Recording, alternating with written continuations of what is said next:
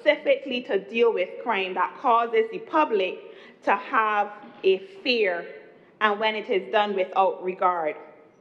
And so public terror is being recognized by this bill as an additional harm. We are not arguing that murder is not already a crime. We are not arguing that brandishing a weapon or having a weapon in public or having possession of a firearm without the requisite permissions or certificates, licenses, is not a crime. What we are saying is that there is another tier that is added when you consider going into public spaces and making people fearful to interact or to be present. And so you are ultimately seeking to terrorize the public.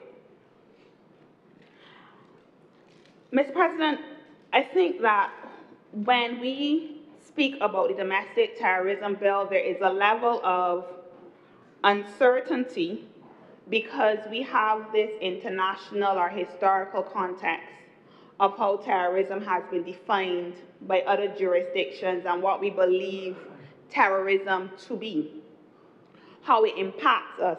The bill covers, to some extent, the existing ones that you might find in other jurisdictions, and it deals with bias against race, nationality, ethnic origin, sex or sexual orientation, gender or religion. We also have an anti-terrorism act as well, but this bill specifically seeks to provide another level for those persons who unwittingly, well, I don't want to say unwittingly, because I believe that once you take it upon yourself to have a firearm and to do certain acts in public, you have opted to ignore that human life is at risk and that you should face the consequences.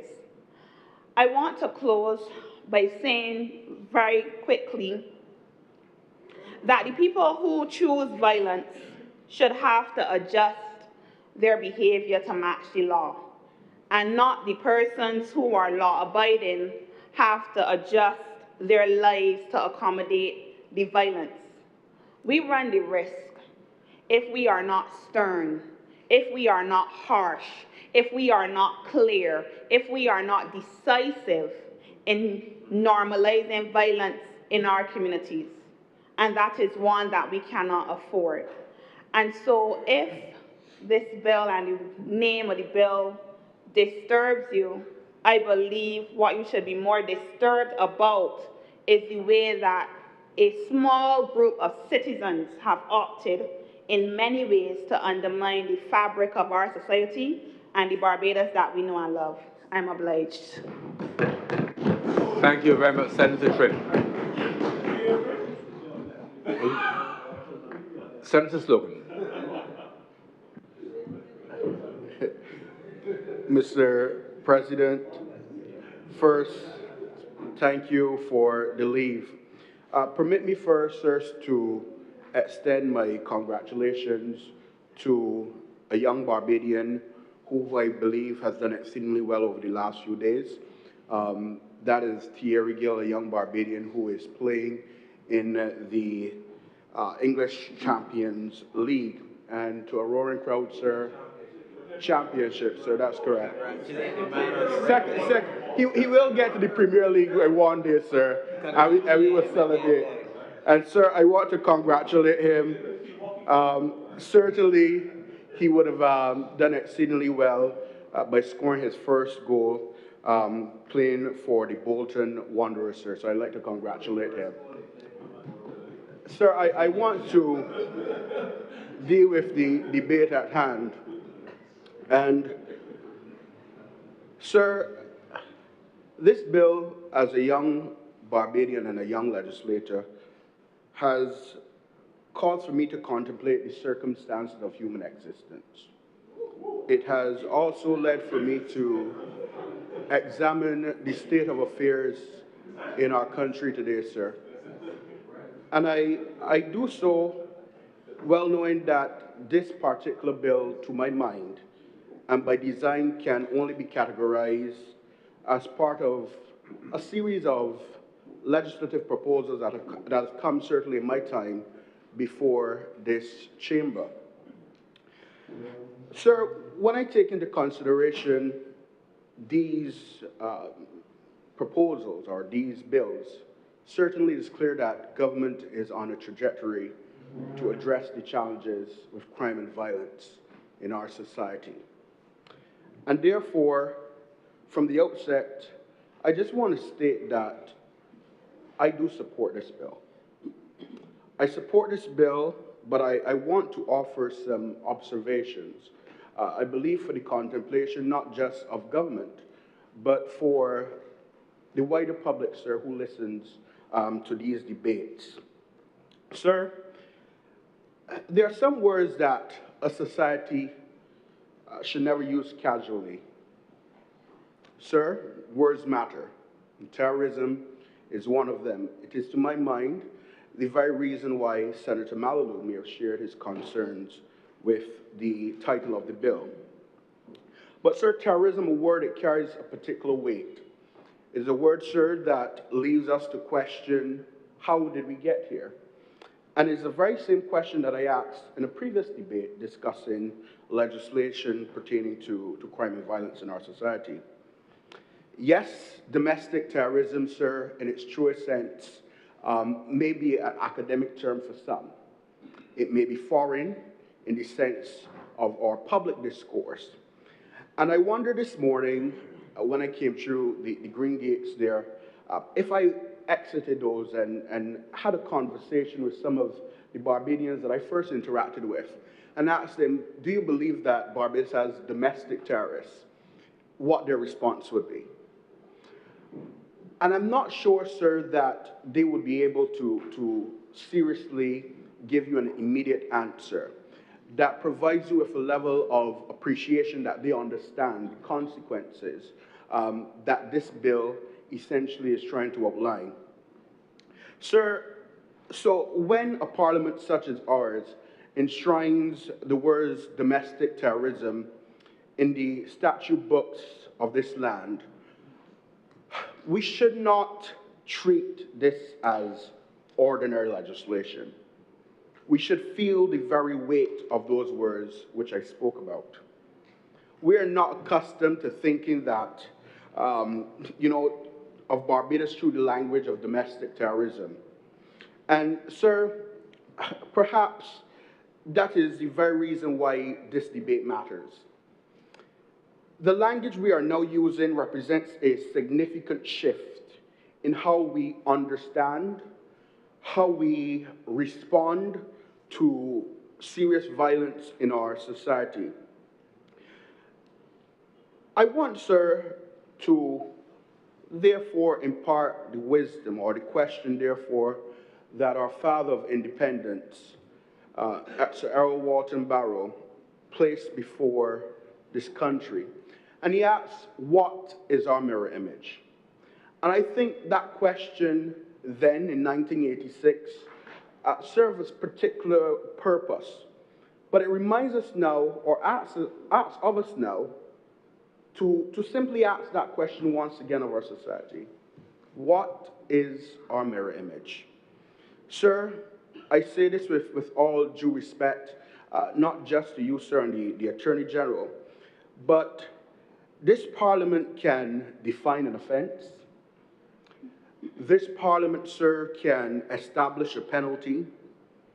Parliament can state greater powers to give to the judiciary in the implementation of, or in the process of which they're implementing. And so Parliament can pass legislation with words such as domestic terrorism.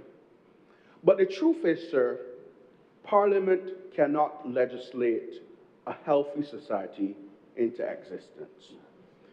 And that is something, sir, I am mindful that even in the tributes last week by the Honourable Senator who has responsibility for culture, spoke in a similar vein about not being able to legislate culture. It is no different now. You cannot legislate a healthy society into existence. Sir, that work is done elsewhere. It is not our job. That work is done in our homes. It's done in our schools. It's done in our communities. It's done in our churches. So therefore, I must tell you, I have grown weary, sir, of the broader discourse in our society that tends to often play this blaming game, shifting the responsibility. It's not my job, it's the family's job, it's the church job. You hear the conversations day in, day out, whenever there's a surge of violence or some act as this bill is trying to legislate, as we will therefore call domestic terrorism. The family says that the community has failed. The community says the state has failed. The state then turns around and says the family has failed. And perhaps, sir, the uncomfortable truth is that all of us have failed. In some form or fashion, all of us have failed. We must now, sir, ask ourselves the question, how do we move forward?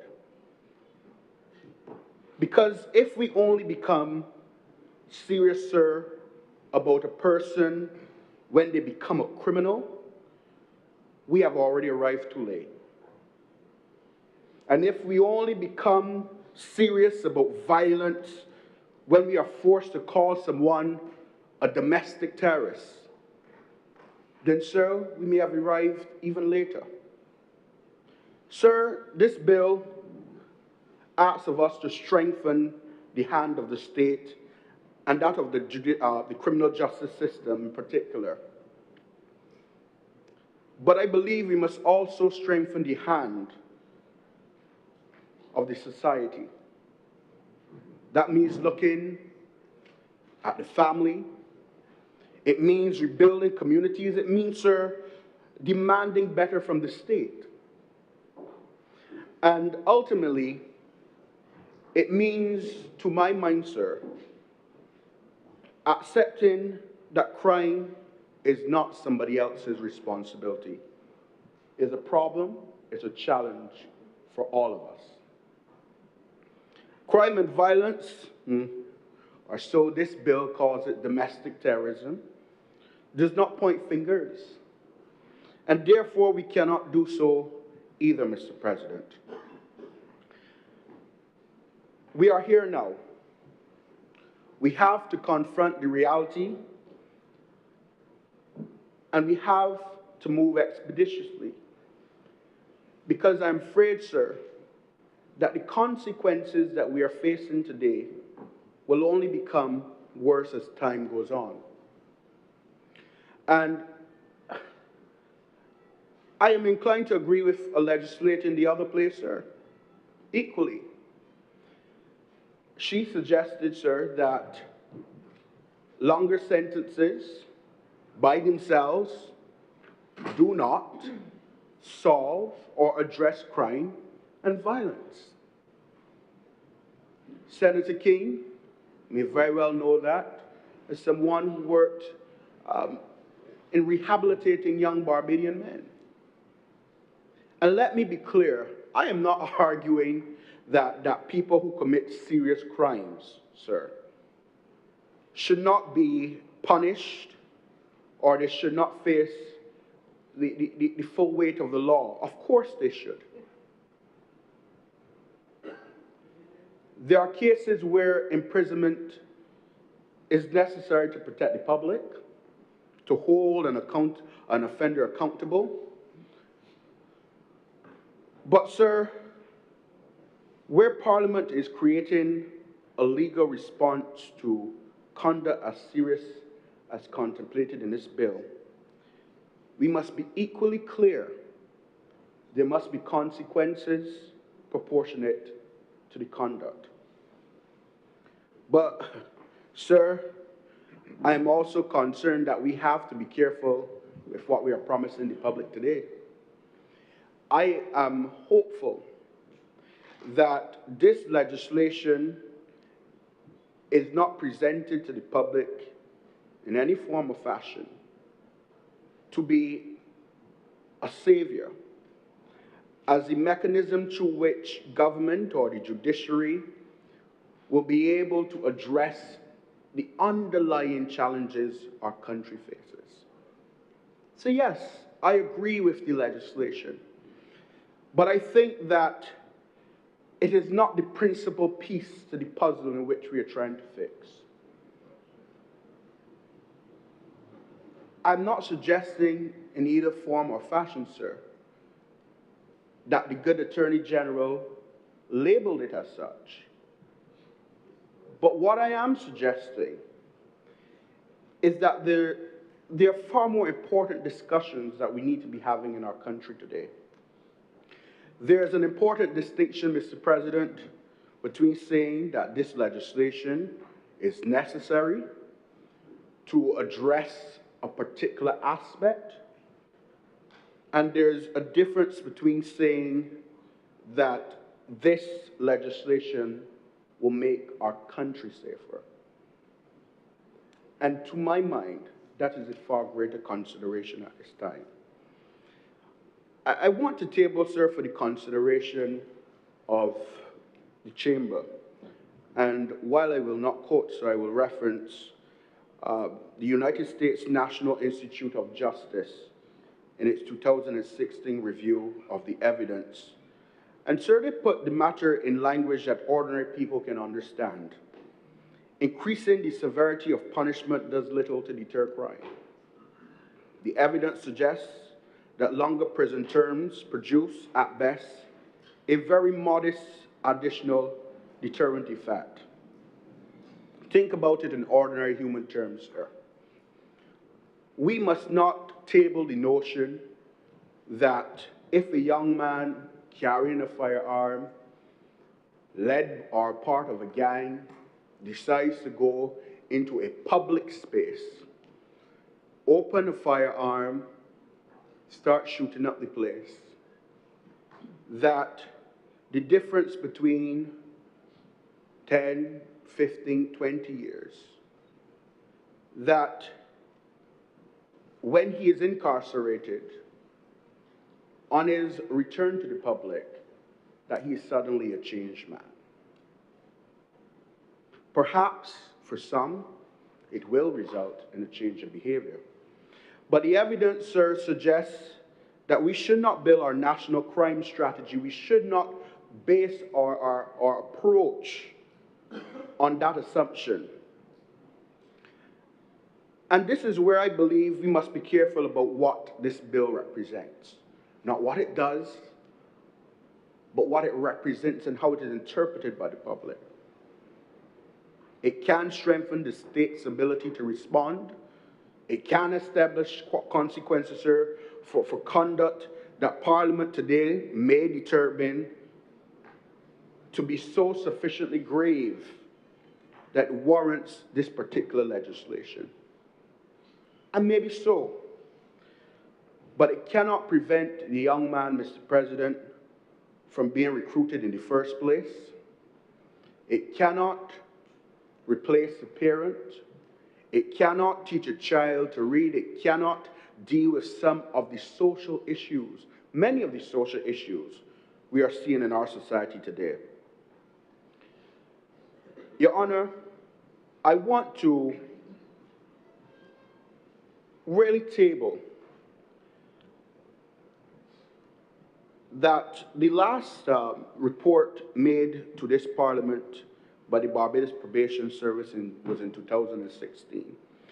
And I will acknowledge, however, that they are available up to, I believe, 2024 on the Probation Department's website, stand to be corrected. But the 2016 report 10 years ago, sir, it indicated that 57.4, meaning that almost 60%, sir, of our offenders, our repeat offenders, 60% of those would become repeat offenders, 57.4 to be accurate. And I think that this triggers the question or the suggestion, if we are going to address the challenges with crime, I believe that we need to take a more data-driven approach holistically. Now, I believe that these kinds of legislation, when presented to this Parliament, we've seen them over the last few months, over the last parliamentary term, sir, we need to articulate again the broader vision for the crime prevention and mitigation strategy of this country. And I don't think, sir, that while we are speaking in terms of isolation, that we are not collectively bringing these matters together for the consideration of the public.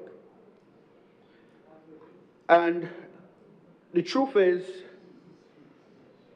I want to state clearly that we also have the challenges in our society, those social issues that I believe we must grapple with seriously.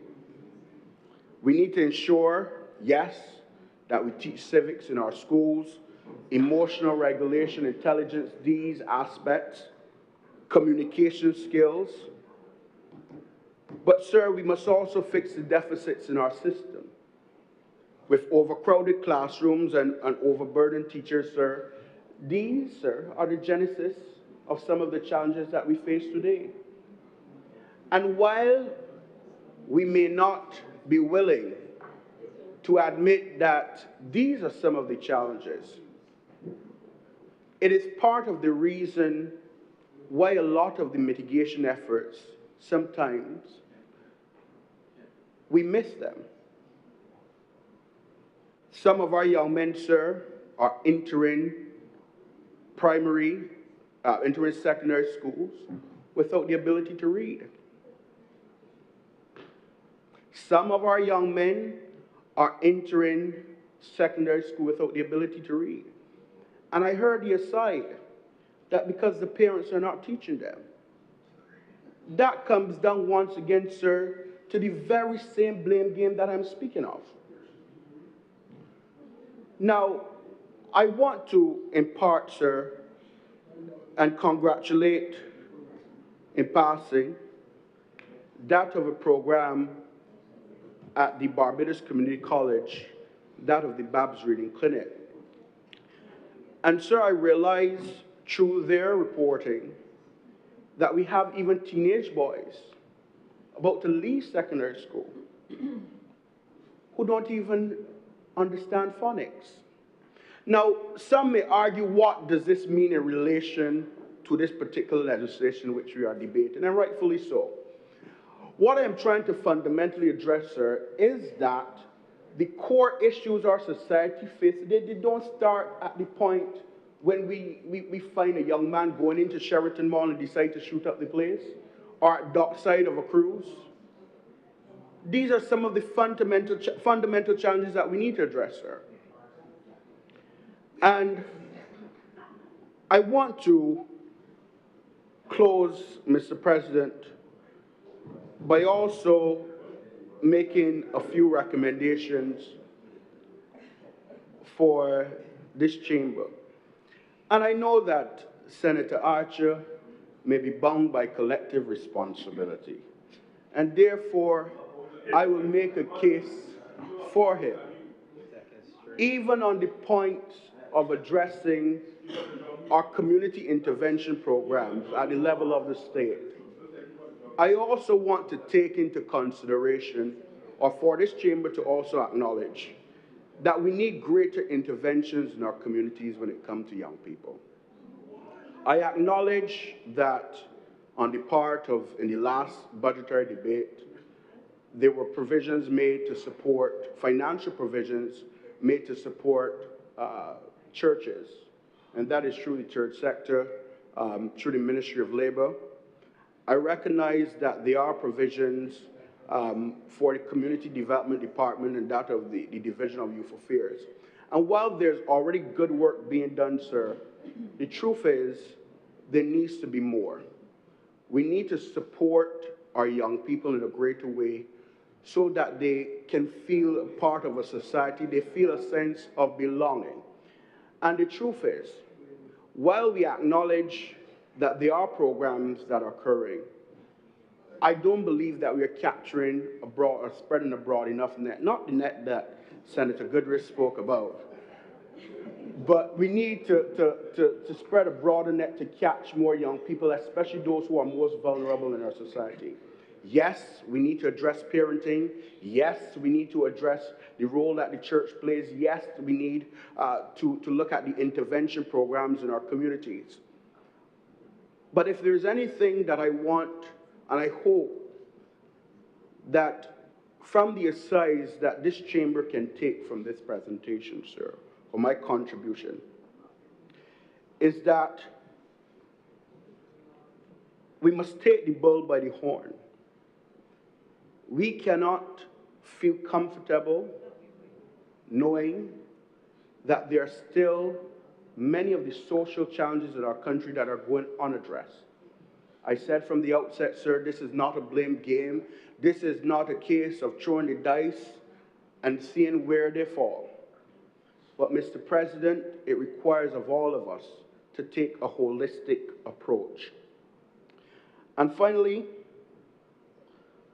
I want to start where I end, sir, where I began. In 1986, May 1986, I said the father of independence asked the question, what is our mirror image? I believe that is a very relevant question that we should ask as we leave this place. Not just who is in the mirror, but we should also ask as individuals in the mirror, what role can we play to address the challenges that we face with crime and violence, so that we don't have more young men falling victim or to eventually be considered or labeled as domestic terrorists, as this legislation would so intend. Mr. President, I thank you for your time. I'm very much obliged to you. Thank you very much, Senator Slocum. Senator Nels. Good afternoon, Mr. President. Good afternoon, fellow senators, honorable ministers. I am not going to skirt around the bill. The bill is an absolute necessity. It is much required in the context of where we are today. There's no discussion about that. We could play with the semantics of the word terrorism, whether international or domestic. We could go all around the world on that. The reality is that we live in the 21st century, and there are individuals in societies across this world who decide, for whatever reason, that they're going to wake up and terrorize communities. Barbados is no exception. Barbados is no exception. There are people who live in this country in constant fear. I think this bill adds weight to where we are to ensure that we send a strong message to all those delinquent persons out there who decide that they're going to do something different. If left to me, I would have taken a slightly different perspective on it, but I no longer wear a military uniform, so I would not necessarily do that. I had the privilege on Saturday to sit and watch the 47th anniversary parade of the Barbados Defense Force. And for many people, and for quite a few of us who were sitting there, we were there on day one of the establishment of the force. And I'm proud today that that force and the brigadier, when he spoke, could speak of all of the areas that Barbados has sent their troops to effectively help in any form or fashion. But those troops, after 47 years, have not come on the streets of Barbados. I don't mean going out on a joint patrol with the police. They have not yet come on the streets of Barbados. We are not Trinidad today, sir. We are not Jamaica. We don't have captive areas within this country. But if left on its own without legislation like this, we will have that. When you drive Bridgetown, I am fortunate that every evening I drive through Bridgetown. I get to Fairchild Street, and it's normally about 5, 6 o'clock. And when you get, there,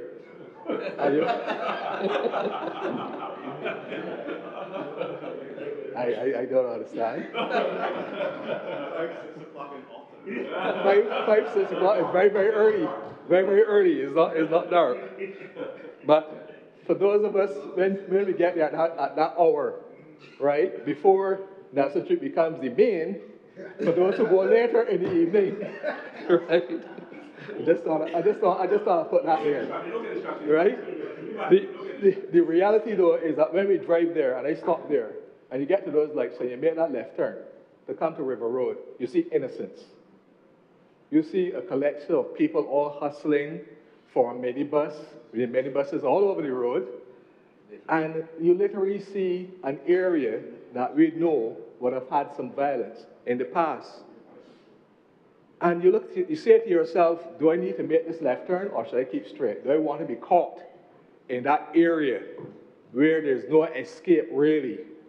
And for some of us, we decide we're going to go through there because we're not going to retreat, we're not going to surrender, we're not going to give it up. And we drive those places. But there are many people in Barbados who don't drive those places anymore, all because there are some individuals in this society who believe that they have the biggest guns. When last I checked, they do not have the biggest guns. The biggest guns still reside on the police service or in the Barbados Defense Force. They don't have the biggest guns, just to be clear. But they believe that they can use their guns that they have indiscriminately. And this bill decides that, you know what, if you decide you're going to do that, we're done with this. The long talk finish. We're going to catch you and you're going to be charged under this bill and you're going to go away for a very, very long time. And that is what is important.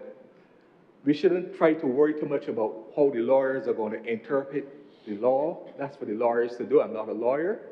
We shouldn't worry about trying to label it. We shouldn't worry about the individuals who can't read or write when they leave secondary school. All of those things are being addressed. We have enough things that are going on in society to address those. But the reality and the fundamental reality is that we constantly have, as a civil society, we constantly have to send strong messages to all of those people who decide. So come tomorrow, when we pass this bill here this evening, come tomorrow, all of the roadside lawyers who advise their clients as to how much time they can get and how they're going to get off will have something else to worry about. The day that you go and you decide you're going to go to Sheraton, or you're going to run through a school, or you're going to go anywhere you decide you're going to go and can make an act like this, then that's one more thing now they have to consult their potential clients, the ones on the block who they advise. No, you could go long. You ain't going to get no more 3 years for that, or you can get no more 4 years for that. Now, this is another piece of, this is a sharper tool in the arsenal of the law-abiding citizens as to where we want to be able to get to. Like the fact that it dealt with the issue of recklessness, because that is where the essence it is. Recklessness, and we shouldn't shy away from these words. They're reckless in their behavior. You know, they don't care. They just don't care. I'm going to take out that fella, I get some money, I'm going to go take you out, and wherever they are, they go spray down the place. Everybody lives in fear. There are so many cameras, big dogs, cane corsos, you name it, pit bulls, all the big dogs. You can't find a big dog in Barbados because everybody's trying to find one of those dogs to help to protect them. And I'm saying no, that should not be where we want to go to. People should be able to leave their homes and go anywhere in this country at any time, day or night, to make and get back home safely without fear of running into somebody that is going to try to harm them. And we got to ensure that we have the legislative framework to do that.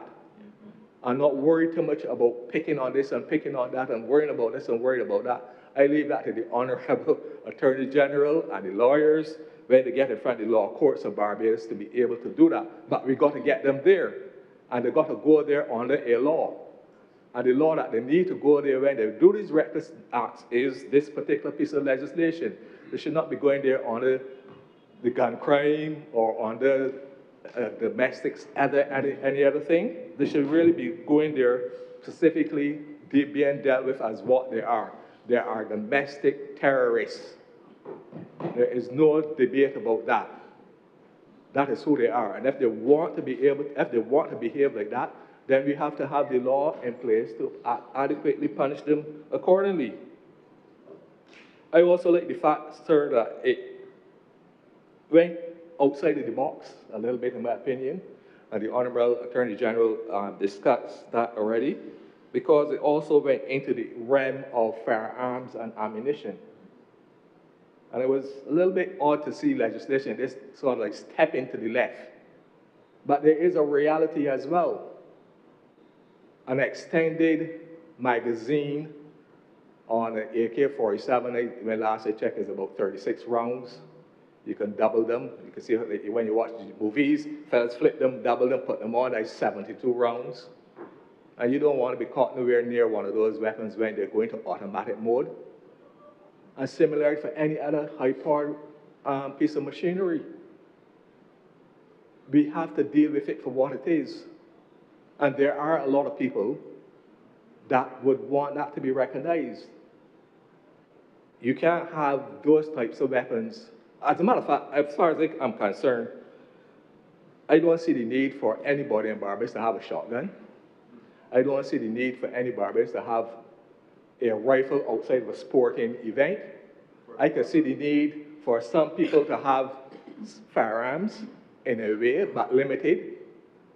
I don't even see the need for people to have Glock 17s and all of these fancy firearms. Standard firearms, if you so think you need to be protected, you know, the good old 38s or 25 or something like that. But when you go up in the upper end of Glock 17s and 45s and all of those kind of things, you find yourself in these awkward situations where you find yourself in these awkward situations where there is a lot of firepower on the part of people. And you know, we talk about it one way and we need to speak about it another way. Because when I sat there and I look at all of those young soldiers on parade at the Barbados Defense Force, and I drive the streets of Barbados and I see all of those young police men and women patrolling the streets of Barbados, and all they have on is that bulletproof vest, that ain't going to be much help in front of an AK-47 blasting at you. It's going to walk up the top and it's going to come down to the bottom. When last I checked, nobody got the bulletproof mask, heads, or anything like that. You take out your legs, you take out your heads. So we have to be able to address that in the strongest way possible. And as I said before, I am pleased to see that this particular aspect has also crept into here. If you have those types of weapons at your home, then there's only one thing that you can be doing, nothing else, in my opinion. You're either plotting to overthrow the government, you're plotting a coup, you're plotting mass destructions, you're doing all of these things. They have no place in this society. And we have to recognize it for what it is. You are a terrorist if you have that level of firepower at your house or wherever you decide to stash it. So I'm pleased that it also took into account that aspect of it, sir. And, you know, we have to recognize it and we need to move forward from there. So I'm not going to dwell on it much longer, except to say, sir, that I think it is a nice piece of legislation. I think it addresses a loophole, not necessarily a loophole, that's the wrong phrase, an area within law to be recognized in the 21st century. And with that, sir, I'm obliged.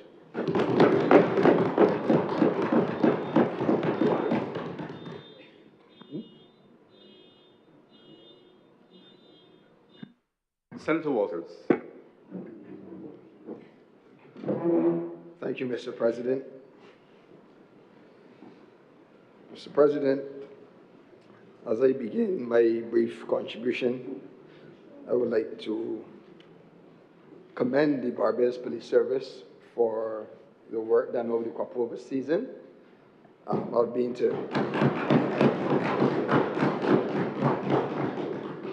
been out and about for the season, and their presence was definitely felt. And from all reports, we had a very successful crop-over season from a security perspective, Mr. President, and I want to commend them for all of their work that they continue to do. also want to join with Senator Nels in acknowledging the 47 years of the Barbados Defence Force existence.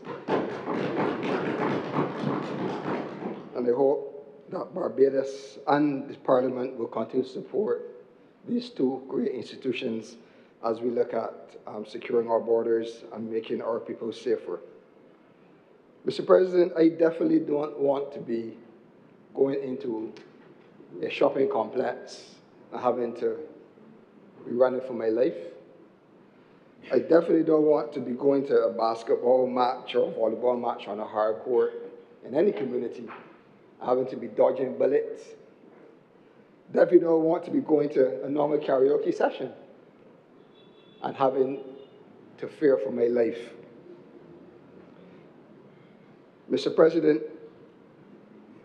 what has been happening in Barbados in recent times with this gun violence is something that needs to be controlled. And a strong message has to be sent to those persons who decide that they are going to take up an illegal firearm and go and seek revenge or whatever they have against one person, but also bring a whole set of people in harm. And I acknowledge, Mr. President, that this bill is attempting to deal with that. And I don't think that any right-thinking person would want to go against the intent of the bill.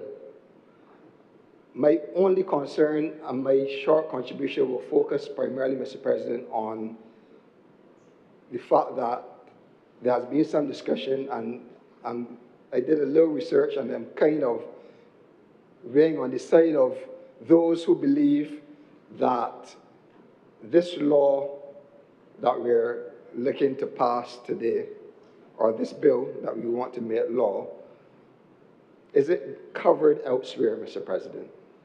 And is it necessary? Because I think one of the things we have to ask ourselves is that what we don't want is we just don't want legislation for legislation's sake. We don't want that there's a government that because there's a national cry to do something to curb crime that we just put and table all different sorts of legislation. Previous senator presentation spoke to the fact that there are other legislation that might be able to address some of these issues, Mr. President, and how can we use existing legislation, strengthen that legislation, and still have the same effect. So what specific gap in our existing law are we filling by creating this new offense, Mr. President? That, to me, is one of the most important questions government should answer during this debate. If someone murders another person, we already have an offense of murder. If someone unlawfully possesses a firearm, we already have laws dealing with firearms. If somebody uses a firearm, Mr. President, and seriously injures another person, that is already serious criminal conduct. If a person's engaged in a shootout in a public place and innocent members of the public are endangered, Mr. President, they're already exposed to serious criminal consequences. So what could government do yesterday? What could government not do yesterday that it will be able to do today or tomorrow when this bill is passed? And that is a reasonable question. This is a practical question. And I've heard the Attorney General in his presentation, and I think he made reference to the fact that it gives the judiciary or the judge some teeth in terms of the sentencing of those crimes, Mr. President. But my short research shows that, Mr. President, in the shooting that occurred at Sheraton Mall with the murder and the public shooting that everyone alludes to today, the person that was sentenced or that committed that crime, that person was sentenced to life in prison, Mr. President.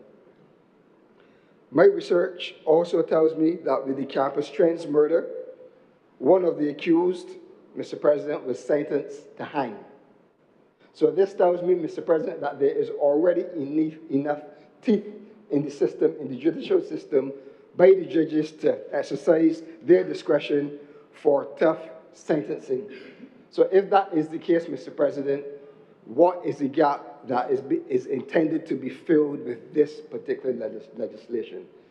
We are in no way saying that these crimes should not go without harsh treatment, but we are saying that this seems just to be another layer of legislation when it is already covered in an existing law. But Mr. President, I know law is a real technical subject. I know the lawyers would want to really respond in a technical way, but from a broad perspective, simple research, brazen shootings, public fear.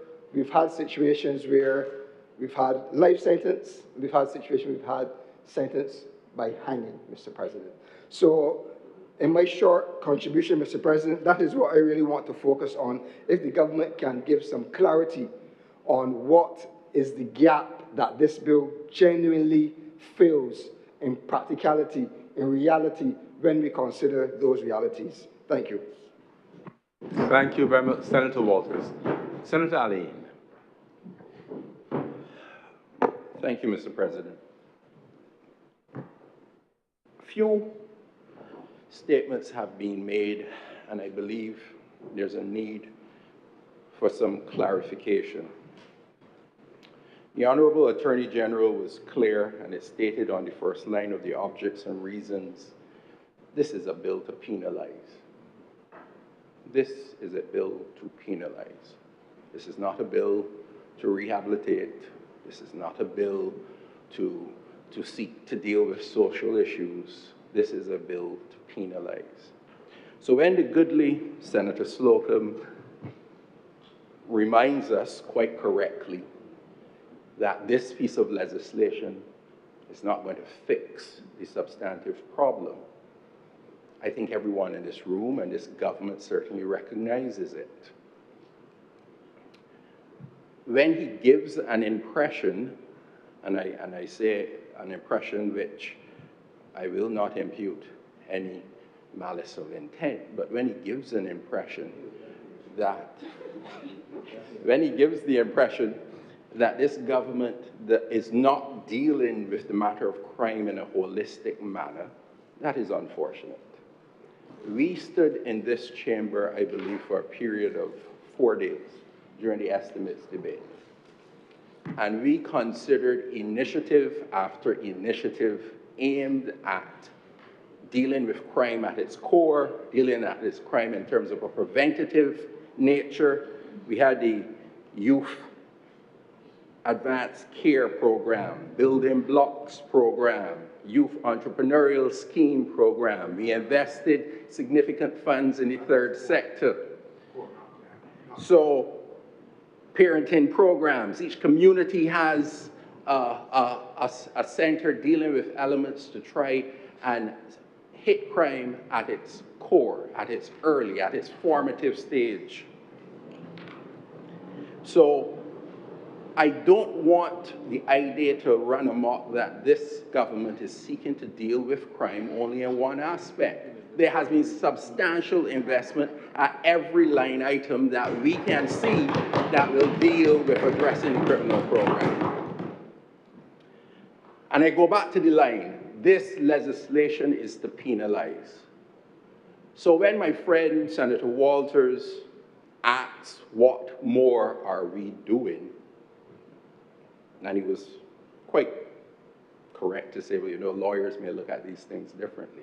And he referenced the fact that a certain sentence of life was passed on an individual.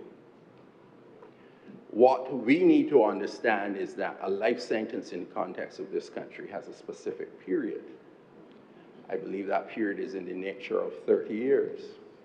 So that the realities and considerations are such that a person who's sentenced to life has an opportunity to get out of prison after a certain number of years has passed.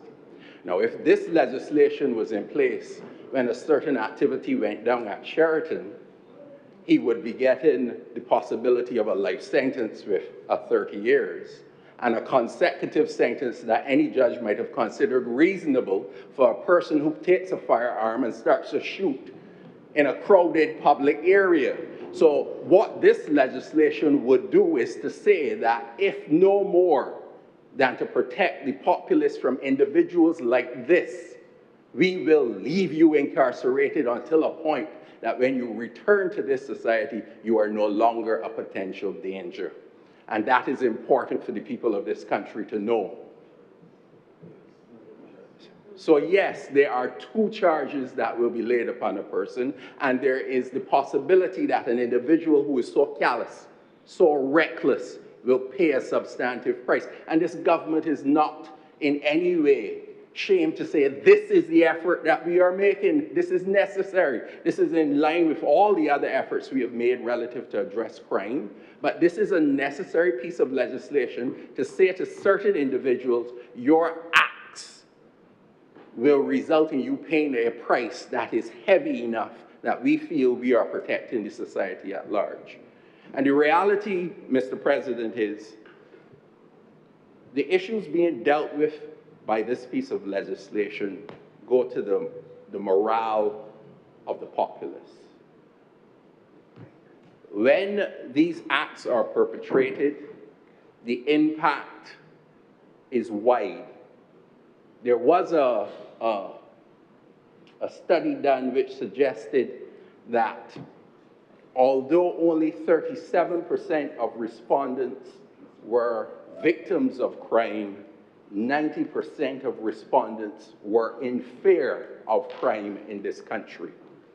And that says to you that this type of activity spreads. It impacts everyone, the persons who have suffered it and the persons who no longer leave their house because of it.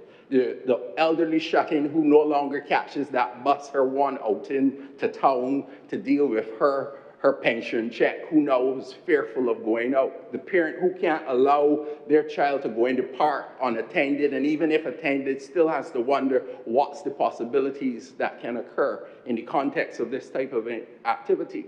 Criminals start to control our total environment. The total community is controlled by a few individuals. Where you're keeping people in homes, people are changing their standards and form of living. Businesses have to invest new monies in terms of security and the like. A small portion of the population holding an entire country to ransom. This bill deals with those situations and says that those individuals have to pay a steep, steep price. And I support it, Mr. President. Thank you very much, Senator Ali. Senator the Reverend Canon Dr. Rogers. Thank you very much, Mr. President. I'll be just as brief as Senator Malolo was earlier today. Just to, first of all, congratulate those students who have received their results yesterday for CAPE and CSEC. And also to encourage the parents of those children who would not have done so well not to give up on their children. And also to encourage our schools, wherever possible, if there's a space, take those children back. Do not put them out in the street. This is yet another seminal piece of legislation coming again in the season of emancipation. And when we're on the cusp of 60 years of self-rule, it's unfortunate that we have to pass a bill called the Domestic Terrorism Bill, but it is just the nature of the society in which we live at this point in time. For this joins a cadre of other bills that we've had over the past few decades that have sought to deal with the plague of violence in our society. I believe those of us who have been following this society for some time now, at least in the last 30 years or so, would know that crime and violence has always been one of those things that have been on the front burner for us, because somewhere, somehow, our society just seems to have this problem. Unfortunately, last week, sir, I was unable to give a tribute on Sir Gary, but I could not help but think about him and his era as we discussed this bill, because I've been reflecting on the era in which persons like him would have grown up. He was born just about a year before the 1937 riots. when everything was depressed in this country. So the excuses we're making today for people about depressed situations, if you read the Moyne Commission about what Barbados and the region was like back in that time, one would understand that these people fought really hard against many, many challenges, but never once sought to destroy the community that nurtured them. In fact, it is only since his death that persons have been reflecting, and you realize that he was really a colossus amongst us. And we didn't even realize, because as C.L.R. James said, what he did went beyond the boundaries. It was not just cricket, it was a sociological impact that he had and psychological impact that he had on our region and our people in a time when openly they were all types of things stacked against him. You go to England and yes, the crowd is showing you great adoration, but you know you have boys in the team that can't even stay in certain hotels. You're in a team with certain people and only some of them can go to cocktails and you can't go. This was the reality of his thing, but never once, as he said, every run I scored for the team. It was never for me, it was about the people. And so to reflect on such a figure and then have to come the next week and deal with a bill like this really tells us that we have a lot of work to do in our society, because to think that people who've been nurtured by this society, who have received just about every privilege one can possibly have, would think to destroy it. You know, and this administration, like others, find themselves in the position where, to the layperson looking on the outside, we're just throwing legislation at this problem. With no fault of ours, we're just trying to fix. Every time we see a loophole, we're just trying to do something. We've had the Criminal Gangs Prevention and Control Bill just recently. We had the crime prevention program, only to find out that money was going to people who were involved in active crime. The society needs a lot of work. And so I had to reflect seriously on the words of Tacitus, the Roman historian, who said, "The more corrupt the state, the more numerous the laws." I don't agree with much Tacitus says, because he called Christianity a mischievous suspicion. Superstition, sorry, a mischievous superstition. But I believe he's right here. The more corrupt society, the more numerous the laws. Voltaire, one of my favorites, put it another way. A multitude of laws in a country is like a great number of physicians. No offense, sir. A sign of weakness and malady. And we know how Voltaire felt about physicians, so one can imagine how he felt about the laws. Voltaire was the one who said,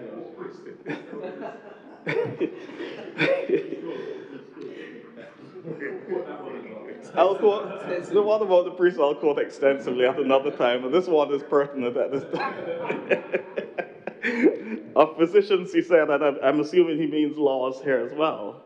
Physicians take medicine of which they know little, put into our bodies of which they know less, to cure diseases of which they know nothing.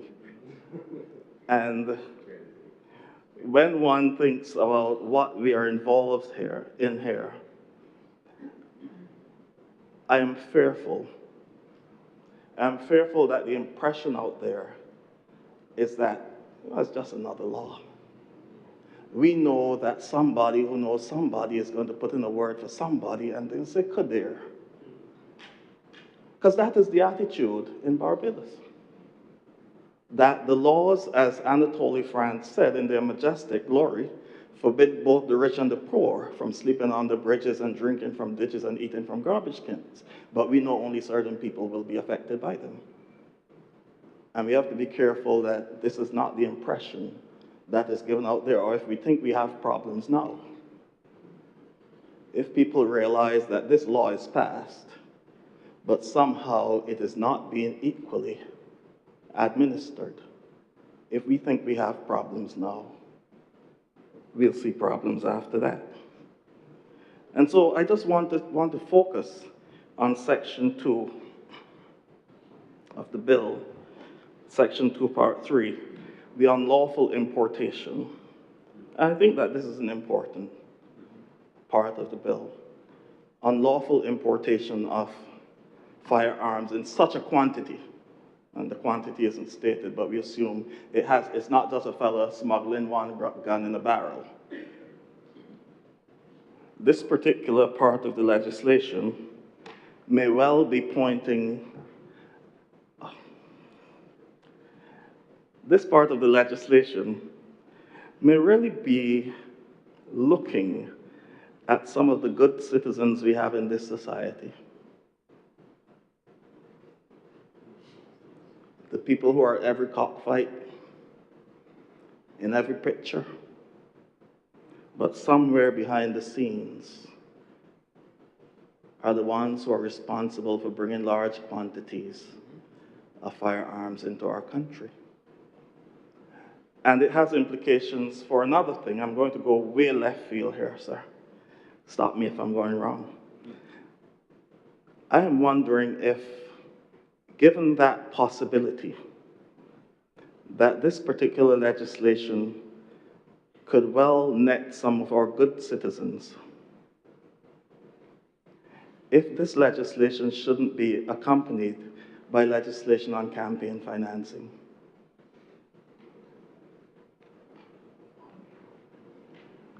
The reason why I raised that, sir, campaign financing is a very serious matter in our country. We see large sums of money being spent during electoral campaigns, and we assume that it is all clean. I have no doubt it is. I'm just talking futuristically here. What happens to a political party who is heavily funded by a good citizen who is found to be involved in domestic terrorism? What is the future of that political party? And I know it's not the ruling party here. This would never be applied to the ruling party.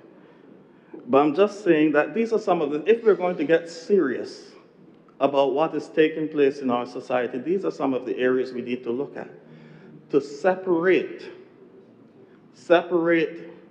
the arms of governance from what is taking place in the underworld in our country. I have no problem supporting this legislation. As I said, every loophole we find, we have to try to patch. But the reality is that we have an endemic problem in our society, and legislation after legislation as we pass them, who are we netting? Who are we netting? I remember Red Plastic Bag sometime back in the 80s had a song, "Me Hands Tied." I am a good fisherman. That's why I'm really feeling so bad.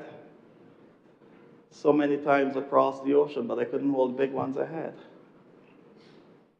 If we live in a country where the big ones cannot be held and cannot be caught, this legislation is good on paper. But if we think we have problems in our society now, do not let it be administered equally and see what will happen. Those are all the words I have for this answer. Thanks. Thank you very much, Senator Rogers. If there are no more speakers, then we'll have the wrap-up. Honourable Attorney General. Thank you, Mr. President. I want to thank all of the honourable members who spoke. I'm going to address some of the concerns raised. I want to thank the Honourable Senator Aline, who started my wrap-up for me by addressing some of the ones that were in front of him as he spoke. Sir, if I can just go through systematically. Senator Goodrich had asked, why not just amend the anti-terrorism legislation? Sir, because the anti-terrorism legislation deals with terrorism as people understand it generally. We've created a new offense of domestic terrorism. It does not fall properly under anti-terrorism because that deals with political and ideological changes and is in a certain context. This does not fall under that. This is serious criminal activities that happen in a particular circumstance. So it doesn't fall under there at all. We looked at it, we tried to find the easier out, it didn't go in there at all.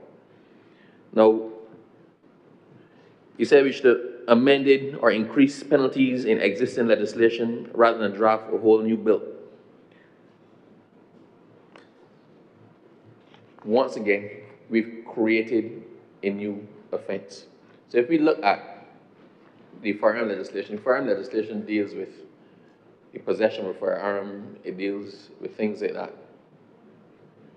The whole concept of introducing the terrorism aspect based on the circumstances of the crime and the place in which it was committed, and also the additional factor of the fact that it terrorized the public or caused the public outcry or caused the public to fear for their safety, right, necessitated it not being added to expand an existing criminal offense. Actually, Senator Walters touched on that as well when he asked, I want to quote you properly, what could government not do yesterday that they can do today after the bill is posed? And why not, what gap in existing legislation are we trying to fill? And are there not already laws governing possession and use of firearms? And you raised it was partially answered by Senator Allen. So where the offense is murder, the sentencing to run consecutively does not apply. You can't hang a man twice. You can't kill a man twice. But for everything else, you get charged with the principal offense. You get charged with possession of a firearm. You may get charged with using a firearm in public. You may get charged with wounding, something else. But you get another charge of domestic terrorism based on the fact that you shot that person at midday in Broad Street and have everybody fleeing. And if you get a life sentence under the core offense, the principal offense, and you get a life sentence under this, as Senator Ali indicated, life doesn't really mean life anymore, right? Most people get life commuted, I think, to 30 years or below that if you commute life. Or when you hit the 30 years, you consider to have served your sentence. Well, then you would have served your sentence for the first one. Then you would start to serve the life sentence for the domestic terrorism. Right? So that is what can be done after we pass this that could not be done before. And quite frankly, we had nothing that deliberately addressed the public fear. The public fear is an element that we have to take into consideration. We deal with the offense simpliciter. We deal with the action of the offense and the consequence of the offense on the victim, right? Sometimes in doing the penalty, you might hear from the victim's family and factor their concerns into the sentence. But you don't expand that to the whole public. You might have somebody saying that the man who was shot was a good provider, he was the sole breadwinner, whatnot, and this is how it impacts us. But we're not looking to the fact of the children who are going in to Cave Shepherd to buy the back-to-school supplies at the time that the person unleashed with the AK-47. So this now says we have a situation that we never contemplated before under any other legislation. We have people used to hide and do crimes. If you went looking to kill somebody, you went sneaking, trying to catch that person unawares, trying to catch them when they're coming home, trying to catch them someplace where it's dark and there are no witnesses. The criminals nowadays don't care about that. The more terror they can unleash, it seems to be the more attractive it is for them. They seek out persons in public spaces and don't shoot once. They spray them with loud, noisy, heavy-duty weapons. And not them, the whole area. They often discharge into a crowd. They may come to target one person, there are 5 people, they spray them all. That requires a completely different approach than anything we have in existing legislation. A whole set of other things that we need to contemplate.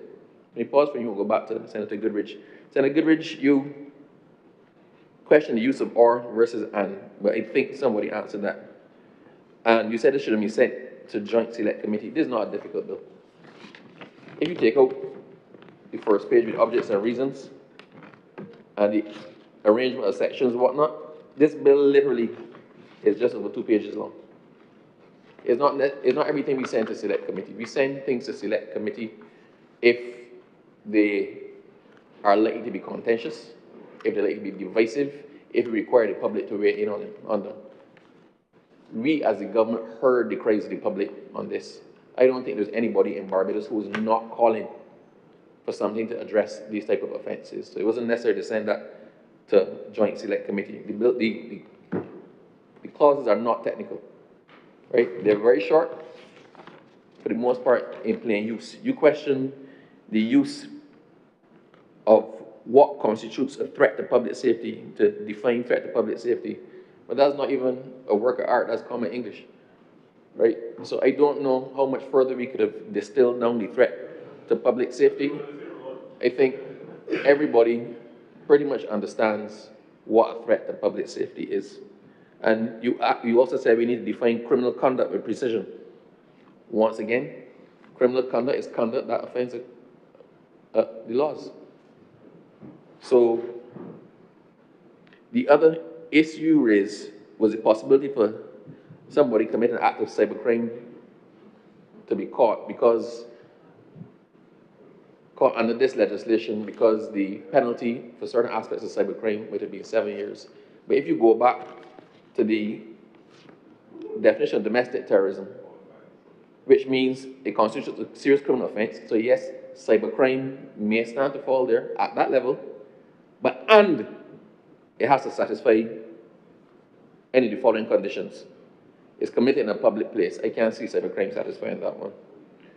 And not just that in committed in a public place, it's committed in a public place with the intention of causing the public or segment of the public to fear for their life or the safety of others, or recklessly or without regard for the safety of the public. I don't know what the person would have to post to actually achieve that, so I don't see it being caught there. Committed in a public place, motivated, but anyway, you get the point. So the point simply is that while there are many things that constitute serious criminal offenses, once you apply the second aspect of the application of the definition of domestic terrorism, they don't fall to be considered. So anybody who is, I'm not saying go and blog naughty things about people. I'm just saying that you're unlikely. I cannot see a circumstance where something simple under the Cybercrimes Act would stand to qualify as domestic. I actually can't think of any. So, the other thing, offending a transgender or offending somebody and causing the public to fear for their safety, or with the intention of causing the public to fear the safety or the safety of others, or recklessly without regard to safety, I suggest if the DPP and the Commission of Police was ever so misguided as to charge somebody who blogged something under domestic terrorism, I don't see it standing muster. But that's what courts are there for. Now, Senator Malalu, you query the use of the word domestic terrorism and the implications for the word. I think Senator Niles also touched on that briefly, and I believe Senator Rogers. We had to send a message.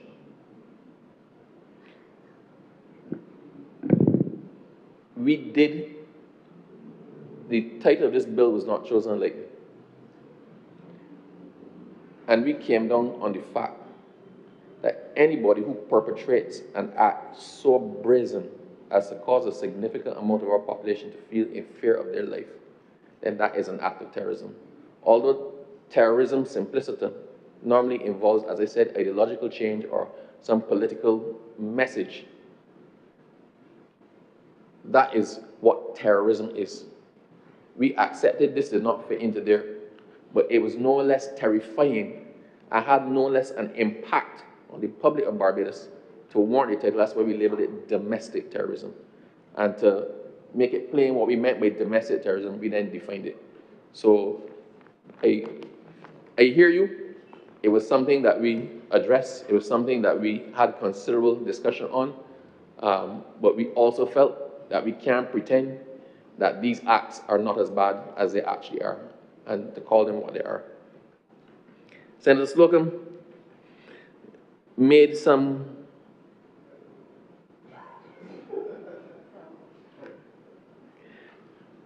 I just want to address one thing you said. Through you, sir. Senator Slocum made a point that when a man shoots up the public and goes to jail for 10, 15, or 20 years, he does not automatically come out a changed man, right? And that this legislation does not prevent him from being recruited by a gang. It cannot replace a parent, whatnot. That was addressed by Senator Allen, but I want to say it again. At no point in time was this legislation intended to be all-encompassing. It was not intended to address multiple things. This is intended to address the most heinous of acts committed in public that caused Bajans to fear. And not just address them, but to punish them. I think we as a government have done considerable work in our social programming. Senator Allen once again went through a whole list of things that the government has actually done. In our social programming, in the prison we have rehabilitative programs. We literally, this government cares. Everything we can do to try to make things better, try to address the root causes of crime, try to get more children into school, try to provide training programs for people, the Coursera courses, everything that we can think of. When people come to the town hall meetings, the Paris Speaks meetings, and they make their comments, sometimes we see those comments appear the next year in the budget because we're listening and we're working. This bill is not meant to do that. There are 3 clauses in here, and they strictly deal with definitions and punishment, because that is the message we are sending. We are now going to punish you to the fullest extent of the law when you put God so far from your thoughts as to terrorize Barbadians and drive fear into the heart of Barbadians. So, I think I've addressed the bulk of the comments that were there. The one thing I will say, sir, is that Senator Goodrich raised it. It was raised by a couple of other people. We got it in comments that followed the debate in the other place as well. It was as well raised by some of the senators on this side. So it is a concern that we acknowledge is valid, and that deals with clause 3.4. The commission of an act of domestic terrorism should be considered to be an aggravating factor which should be taken into account when imposing a sentence on the person who commits a serious criminal offense. The point is taken, sir, entirely, that the crime of domestic terrorism is a crime by itself. I think this was initially included when we were trying to subsume it into something else, right? But I take the point, and I thank you, Senator Goodrich, for being the first person to raise it in here. And what if...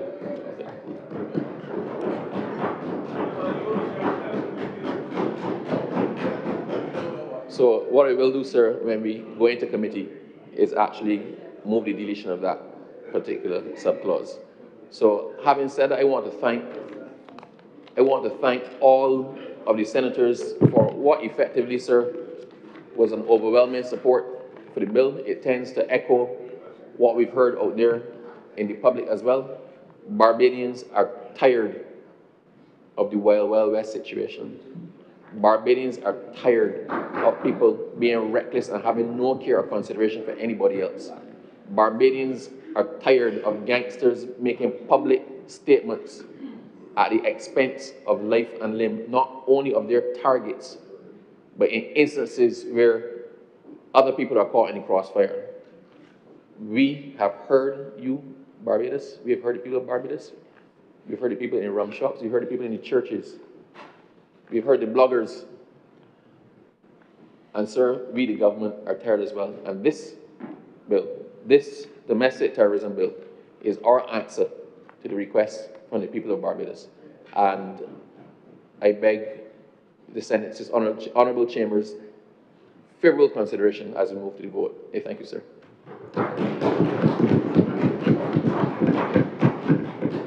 So I beg to move it be read a second.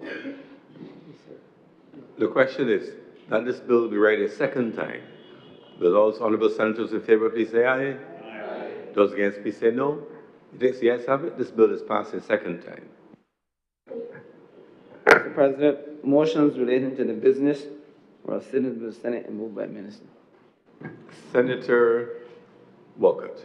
Mr. President, I beg to move that Senator John Rogers be appointed Deputy President for the remainder of today's sitting. In other words, he will act for the remainder of today's sitting. The question is that Senator the Reverend Canon Dr. John Rogers be appointed Deputy President for the remainder of today's sitting. Will those honourable senators in favour please say aye? Aye. Those against please say no. Methinks the ayes have it. Senator Canon Dr. Rogers is therefore Deputy President for the remainder of today's sitting. Thank you very much for agreeing to serve, Reverend Canon Rogers. Mr. President, I beg to move that you do not leave the chair and this chamber resolve itself in committee for further consideration of this bill. The question is that I do not leave the chair and the Honourable the Senate resolve itself in the committee for further consideration of this bill. Will those honourable senators in favour please say aye? Aye. Those against please say no. Methinks the ayes have it.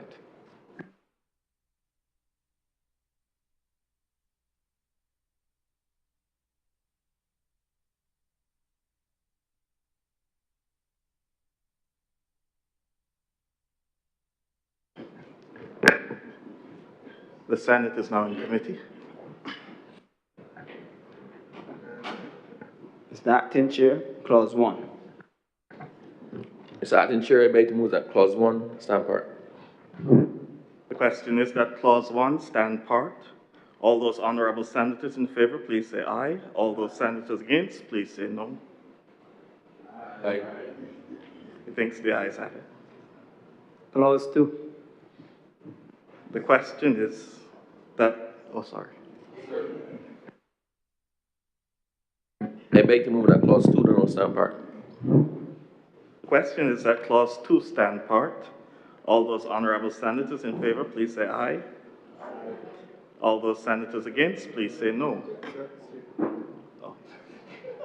Yes, Senator Goodrich. Sir, I just have a recommendation. And in terms of the sentencing and all I have said in this Honourable Senate today, I propose that there be an increase there to the sentence Clause 2B. It's just for consideration. We have that the individual person may, under or by virtue of any enactment, Which section of Clause 2? This would be Clause 2, and you can go down to B on page 5. Yes, under the definition, sir. Yes. Under the definition of serious criminal offense, considering the meaning, so that the net wouldn't be so fine, my recommendation would be to move it up from the 5 years and perhaps start at 10 years, and that is just my recommendation. Thank you. Sir, by way of explanation, I think generally serious criminal acts are in the category of 5 years or over, so it's not just for the purpose of this legislation. If you know, successive governments have moved towards trying to do anything other than incarcerate somebody. So we've moved to ticketing offenses, we've moved to civil penalties. We're trying to reduce sentencing. So if you get a sentence where you start at 5 years, that means that it's not something petty. It's considered worthy. But equally, sir, equally, in this context, understand the 5 is only the qualifying for the serious criminal offense. To still fall to be found guilty under this, you have to still satisfy the definition of domestic terrorism. So in this one in particular, it is only a qualifying standard, and applying the standard that the legislation normally applies to serious criminal offenses, which is 5 years or more in jail. Okay, thank you very much, sir.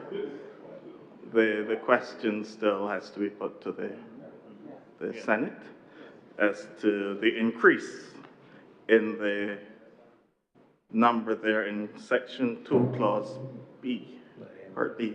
A person may, under or by virtue of any enactment, be sentenced to 5 or more years of imprisonment. Yes, sir. Thank you. No, I just wanted to ask the Attorney General, what is the challenge of raising it to be higher, especially since the crime is not similar to other crimes? So, once again, you want to have this as wide as possible as the baseline offense. The baseline offense is not our consideration. The person is going to be charged with the baseline offense in any event. So they stand to be sentenced in the court for that charge separately. Once you actually hit domestic terrorism, the definition of domestic terrorism, it doesn't actually matter where your baseline offense starts. Your range is up to life imprisonment. So if the court deems that the baseline offense and the circumstances in which it was considered don't actually qualify as domestic terrorism, then you're not going to get a penalty under domestic terrorism. So we're trying to make the base as broad as possible to bring it to then be considered under the definition of domestic terrorism. So it doesn't help anybody to increase the base or increase the qualification for the base, because then you might actually have people slipping out.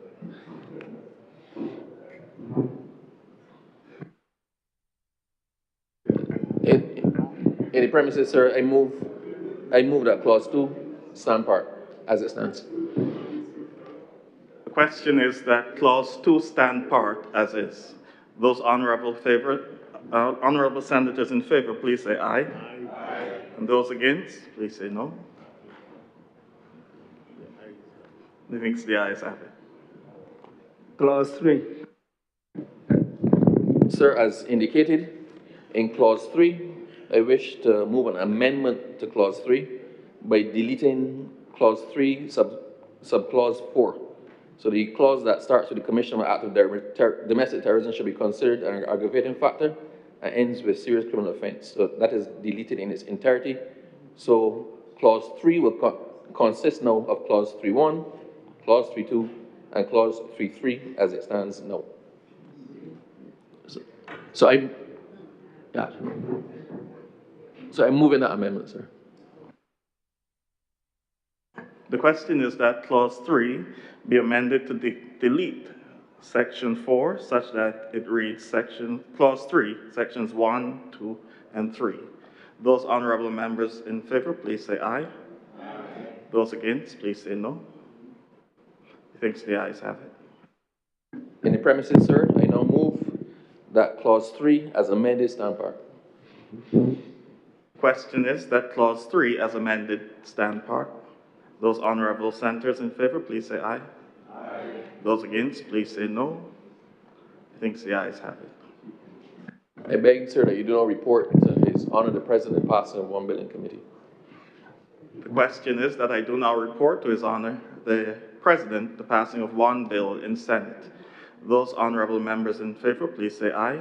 Aye. Those against, please say no. Methinks the ayes have it.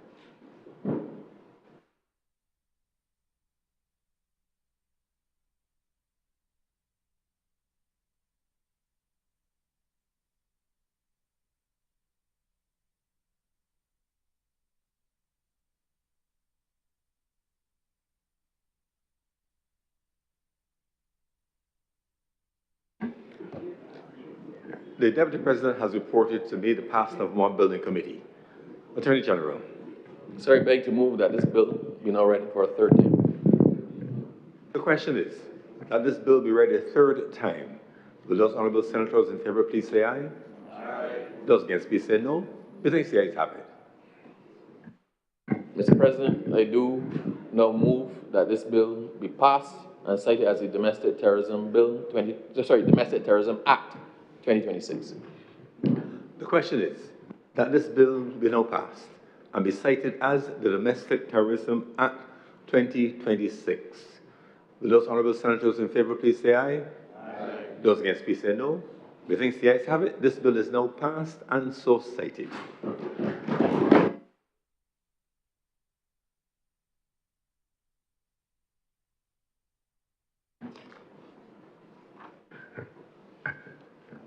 Order number 1, sir. In the name of the Honourable Minister of Home Affairs and Information, to move the second reading of the Advanced Passenger Information and Passenger Name Record Bill 2026. We want to recognize the presence of the Honourable Minister of Home Affairs and Information, the Honourable Gregory Nichols MP, and invite him to move the bill through its stages.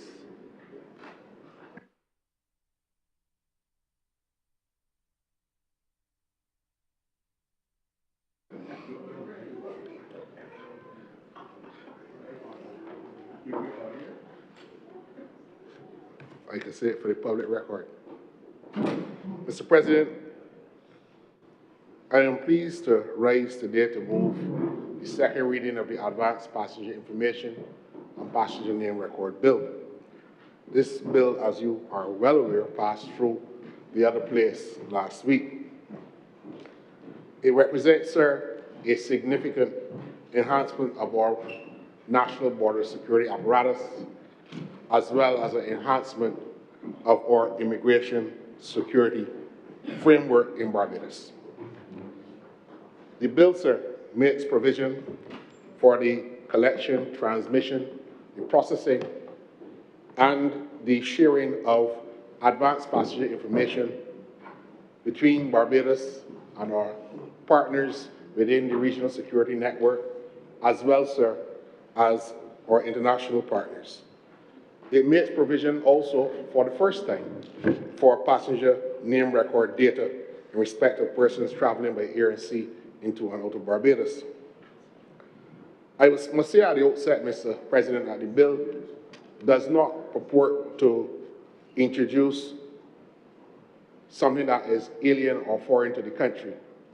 Since the year 2007, when Barbados, like many other countries in the Caribbean, were making arrangements for the hosting of the ICC Cricket World Cup in 2007, a framework for advanced passenger information sharing has been in place. And since then, Barbados has been able to join with the regional partners in dealing with what they call APIS information, Advanced Passenger Information Systems. Our Immigration Act, as it presently stands, Mr. President, was amended in 2006 to make provision for APIS information. What we have under this bill is a new framework, a single statutory framework that takes us beyond the narrow, or I wish to say the specific concerns of our Immigration Act, and deals with our border security protection and our immigration enforcement capacity in a consolidated statutory framework. Mr. President, the bill is important because it fulfills our commitment to these regional security initiatives led by the CARICOM Implementation Agency for Crime and Security, otherwise called CARICOM Impacts, through their Advanced Passenger Information System and the CARICOM Electronic Manifest Single Window. This aligns Barbados with many international standards under the International Civil Aviation Convention, and certainly, sir, as it relates particularly to the passenger name record framework, the International Maritime Organization, and Interpol. I must again place my profound thanks and gratitude to the legal team at CARICOM Impacts. They provided the legal framework for the draft model bill, which has been enacted in a number of Caribbean jurisdictions. Barbados, therefore, is not the first to put this legislative regime in place. I must say, though, however, that I'm proud to say that we have been able to work with CARICOM Impacts and our Chief Parliamentary Counsel and the Immigration Department to refine the model bill to make it more suitable for Barbados, more adaptable to Barbados' governance structure, and indeed, we believe that we have been able to help CARICOM impasse even accept refinements to its own model law. Mr. President, it cannot be denied that in the contemporary environment that we live in, we can no longer depend on securing our borders when people arrive at them. Modern border management, sir, will require us to act long before people arrive in Barbados. This requires advanced intelligence, electronic data exchanges, risk assessments based on the information gathered, and a timely identification of threats long before they arrive. Some may ask, why now? But it is important for the country to know who is traveling, to assess whether the person poses a risk to Barbados, a risk to border security, public safety, and to allow us to be able to respond to the challenges before these threats reach our border. So it is not mainly about information collection. This bill is about risk management, sir. It is about targeted intervention and an intelligence-led border system. Mr. President, at present, the Barbados Immigration Department, along with the other security agencies of the state, are participating in a robust discussion on enhancing our border security at present. Because of those considerations, sir, I would understand that I am not at liberty to go into detail on what is entailed in our border security upgrade. But certainly, I must give the country the assurance that we're doing everything not only to align Barbados with international best standards, not only to ensure that we are able, sir, Mr. President, to be able to facilitate cooperation with other international and regional partners, but we are also doing our very level best to give Barbados the state-of-the-art modern border management system that we can all be proud of and go to sleep at night knowing that the country remains safe. Mr. Speaker, it cannot be denied, Mr. President, sorry, it cannot be denied that the movement of people across borders has become more fluid, more faster, even more complex. They are more interconnected than before. We have criminals, we have traffickers, persons traveling, sir, on fraudulent travel documents, people who are trafficking in persons, trafficking in firearms, and trafficking in illicit drugs, trying to use the poor state of our borders or the perceived poor state of our borders to be able to move their illicit and illegal international activity from one location to the other. Indeed, our security partners have told us that with the apparent, let me coach my words very carefully, summary execution of people in the Caribbean Sea, that Barbados must gird up its borders because persons trying to avoid being blown out of the Caribbean Sea might try to use the Eastern Caribbean as a gateway to get their illicit activities into the places that they are destined for. That is what our international partners are working with us to ensure that the word does not get out that we have porous borders.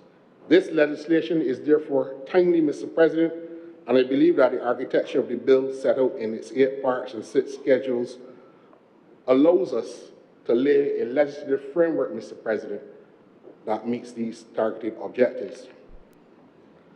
Sir, I will not detain the Senate in going through all of those 8 parts or the 6 schedules. But it's important for me to say, Mr. President, that the bill will be administered by the Chief Immigration Officer, and the Chief Immigration Officer will be charged with overseeing that secure transmission, storage, processing, and sharing of API and PNR data. It establishes a passenger information unit for the first time, and that unit, as the bill sets out, comprises a number of important security officials within the country, including, and not limited to, the Chief of Staff of the Barbados Defense Force, the Commissioner of Police, the Chief Medical Officer, the Immigration Officer, Chief Data Protection Officer, and other members of the state. They will receive, store, process, and manage the data, and be responsible for making decisions collectively as to how this is used. This is a deliberately styled multi-agency in its composition and reflects the reality that passenger data is relevant to multiple sectors and lawful state functions, and not only to the Immigration Department alone. I also want to highlight, Mr. President, the importance of the Data Protection Officer who will be appointed under this Act. And this is not the same officer under the Data Protection Act. It is important for us to embed in this legislation a data protection framework that does not bring us into conflict with the 2019 Data Protection Act. And that is because we treat the security and protection of personal data belonging to persons traveling in and out of Barbados very seriously. That officer will oversee compliance with the Data Protection Act, monitor processing activities, conduct risk assessments, handle concerns and complaints, and provide advice on the operations of this legislation to the Chief Immigration Officer and the members of the the Passenger Information Unit. Mr. Speaker, sorry, Mr. President, and you will forgive me. The difference is that I have left and I'm not still here like you. I hope you get there sometime. Mr. President, there are three types of information that this bill concerns. Advanced passenger information, which includes the biographical and travel document data, such as name, nationality, passport details, date of birth, gender, flight and voyage information. Some people will ask, why do we need to have this information of people coming to Barbados before they arrive? They might ask, why do we send this information to other countries before they leave Barbados? But sir, in my short time as a minister responsible for immigration and being part of the country's national security apparatus, I can tell you that there is a considerable value in having this advanced information. Sir, we are able to make determinations as to who should be permitted to enter the country and who should be prohibited from entering the country based on our ability to work with our regional and international partners. And I have had, sir, to make determinations that persons cannot enter Barbados, which can pose significant threats to our national security. People who have been given their own national and domestic security agencies help, leaving their countries, going to other countries, plotting and planning with other suspected criminal elements and planning to come to Barbados, particularly during holidays and national festivals. This information allows us to make assessments as to what is a threat before it arrives in Barbados. And in the earlier debate, I heard congratulations being given to the police service, and that might be so, I do agree. But the police work is done domestically. This legislation gives us the ability to cooperate to ensure that these threats coming to our borders are minimized. In relation to the passenger name record data, this is slightly different from the APIS information, and this speaks to information generated in the ordinary course of booking and reservations. Persons, booking details, the credit card information. And why this is important, Mr. President? People might travel in groups. Some of those persons in groups, Mr. President, might be people who are subject to human trafficking. Some of them might not be able to speak English, and only the lead person in that group can speak English, holding all of the passports. And the immigration officer might be able to detect there is some uneasiness when some of the persons traveling in those groups are asked basic questions. They don't know where their final destination is. They don't know persons in the other persons in the travel party. They have a very fleeting understanding as to the person who's leading the travel party. Now, a skillful immigration officer might be able to detect these things at the port. But what we will have, sir, is that where there is multiple bookings from one credit card and that history is created, all that information, we get that long before the persons come to our borders. And we are able to make determinations, Mr. President, long before the immigration officer is required to make an eyeball judgment as to a perceived case of human trafficking. Sir, the bill requires us to assemble all embarkation and disembarkation data, and may I say for the benefit of some of the doubtful Thomases who might no doubt speak. Here, sir, or elsewhere, this information relates to passenger and crew. This is not something that Barbados is delving into alone. Indeed, if you had to travel to the United States or to any of the big international cities in the Western world, you will realize that all of this information is supplied from when you book. You don't just book the date you travel, the flight number. You are putting in information which is being gathered by the airline, and the airline is required under those countries' laws to supply that information to them long before you arrive. So for those of you who are saying that Big Brother is coming around, and I've seen some of the comments when this bill went to the other place in the comment section in the media, that is fair game. But I want to give the Senate and through you, sir, the country the assurance that this collection of data is not for curiosity, but allows us to compare declared travel information against travel documents, watch lists, and all the risk indicators that we are having access to. The objective, therefore, is to detect threats, prevent the entry of persons of concern, and more importantly, to ensure that the persons who are traveling legitimately with their families for vacation, for work, for leisure, are unmolested as they come through our borders and that they leave the country. The bill imposes clear obligations, sir, on all aircraft and vessel operators. The captains and masters and agents must transmit API and PNR data electronically through the CARICOM electronic manifest single window within the prescribed time frames. And we want to reiterate here, I did it in the other place, and Mr. President, you would forgive me if I do so again. Barbados will not be tolerating vessels and carriers that do not comply with this legislation. It is also important, sir, for me to say that this legislation will apply to aircraft and vessels arriving and departing from Barbados, transiting through Barbados, including airlines with quote shared services.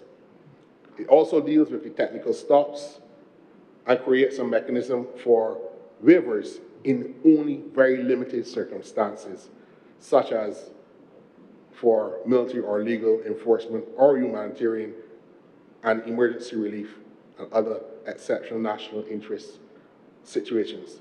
You will see, if you have the time, to compare this exception to the operation of the legislation, that Barbados is a little different to the other Caribbean countries which have implemented this, because we believe that we cannot envisage all of the circumstances in which a vessel or an aircraft might want to have an exception. I believe that this bill has eliminated the ability of a minister to grant whole-scale waivers, as was set out in the model legislation. This is a practical bill, Mr. President, very practical. It carries clear timelines, clear formats, and clear methods of submissions. This data, when collected, can only be used for legitimate security reasons. It is not accessible by any other state agency for any other purpose. In particular, The data may be only used for screening against watch lists and approved databases, to conduct risk assessments of passengers and crew, detect and prevent terrorism and serious crime, to facilitate immigration and border security enforcement purposes, and to targetedly assess and analyze threats. This bill cannot be used to, the legislation or the information gathered under this bill cannot be used by the state in a way to spy on people. That is why a data protection officer and a passenger information unit are critical components to the operations of this legislation to ensure that the rights of people are not trampled upon. Mr. Speaker, I don't have, I believe, to go through all of the pillars of the data protection that have been enforced in the legislation, but I must indicate, sir, that where it is a positive match, it is reviewed by some human action and assessed by the passenger information unit. So we are not subjecting anyone to the algorithm or to what the data comes up as a hit. The depersonalization of the passenger name record data after 6 months is embedded in the legislation, and sensitive personal data only in exceptional circumstances can be stored, and if it is revealed, it must be immediately deleted in accordance with the Act. The data can be stored for no more than 7 years, and that is where there is an assessed hit. So if there is no hit, then that data cannot be stored. Again, legitimate travelers will have nothing to fear. If your name comes up against an international watch list or for any other database, then that hit is analyzed by the passenger information unit and it comes up in the system. But other than that, sir, there is no reason for any traveler to fear. Sir, I'm very happy to indicate that the administrative enforcement regime under this bill does not seek to criminalize persons for breaches. The failure to submit data could be as a result of inadvertence, mistake, or miscalculation. And therefore, the government believes, sir, that only the most serious of breaches for laws should be the subject of the criminal process. And therefore, the system of administrative penalties on a graduated scale is indeed a feature of the Act. I must also say, Mr. President, that you will not be surprised that a system of administrative fairness has been carefully embedded in this legislation to ensure that where there's complaints made by members of the public or persons who find themselves subject to an assessed hit, that they have a proper opportunity to be heard. Mr. Speaker, in conclusion, this bill is a modern security and border management system and allows us to enhance our immigration enforcement. It is necessary, and for these reasons, sir, I commend this bill to this Honourable the Senate, and I beg to move that it now be read a second time. Thank you very much, Honourable Minister. Senator Walters. Thank you, Mr. President. Just a couple questions for the Minister as relates to this bill. There's no question why, if we are supporting or have supported legislation to deter persons from terrorizing our communities, our neighborhoods, why we would seek not to support comprehensive legislation that supports our border and strengthens our immigration department. So no questions with the bill, Mr. President, just a few questions.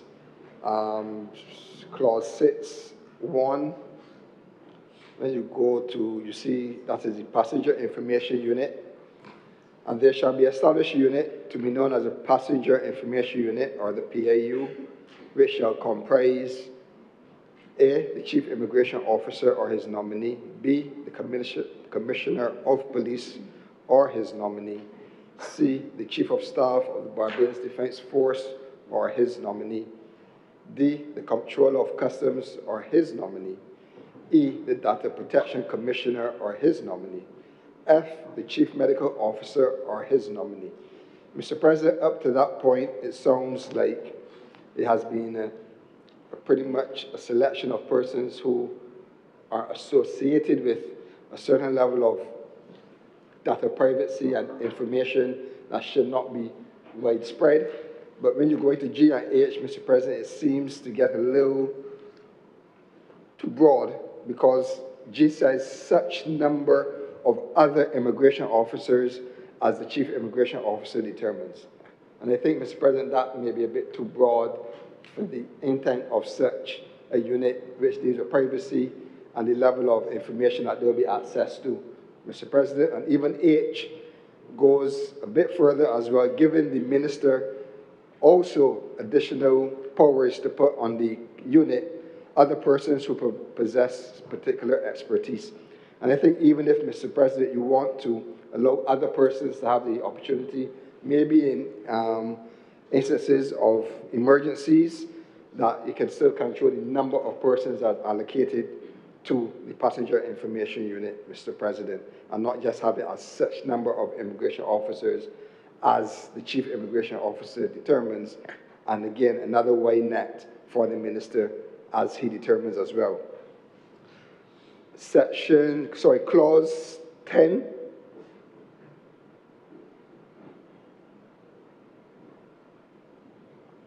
Clause 10 speaks to advanced passenger information and passenger name record access. 10.1 says, no government department agency shall have direct access to API data and PNR data that is maintained by the Chief Immigration Officer and the PIU. Number 2 says, notwithstanding subsection 1, the Chief Immigration Officer may, pursuant to a written request from another government ministry, department, or agency, grant limited access to the advanced passenger information and the passenger name record data. Mr. President, I believe that we can tighten this clause 2, clause 10, section 2, clause 10.2, to give under what circumstances are they allowed to access this information. Because it seems, it just says pursuant to a written request, but if government agencies do not have direct access to this information, in 1, it means, and we know for sure, Mr. President, this information is not information for everybody, for every ministry. It is really for a particular purpose, being stored for a particular time, etc., under certain conditions. I think, Mr. President, that if information is being shared to other government ministries, it should be shared under specific conditions, and those conditions should be stated within the legislation to guide those persons who have access over the legislation.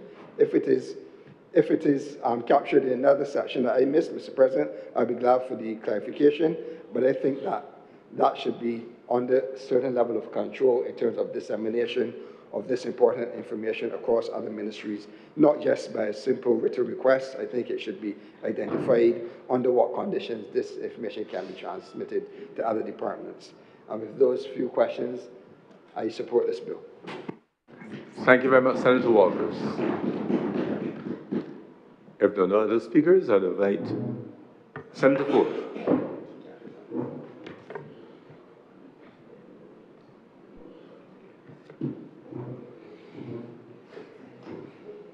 Good afternoon, Mr. President, Senate colleagues, and of course, broader Barbados.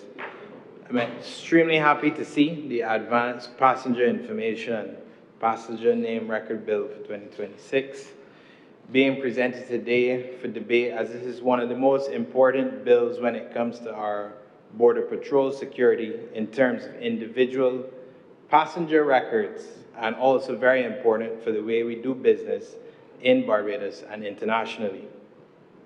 The bill establishes a comprehensive legal framework requiring airlines, vessel operators, and their agents to collect and transmit advanced passenger information, the APIs, and passenger name record, PNR data, to Barbadian authorities before, during, and after travel. It creates new institutional machinery, a passenger information unit, and a data protection officer role.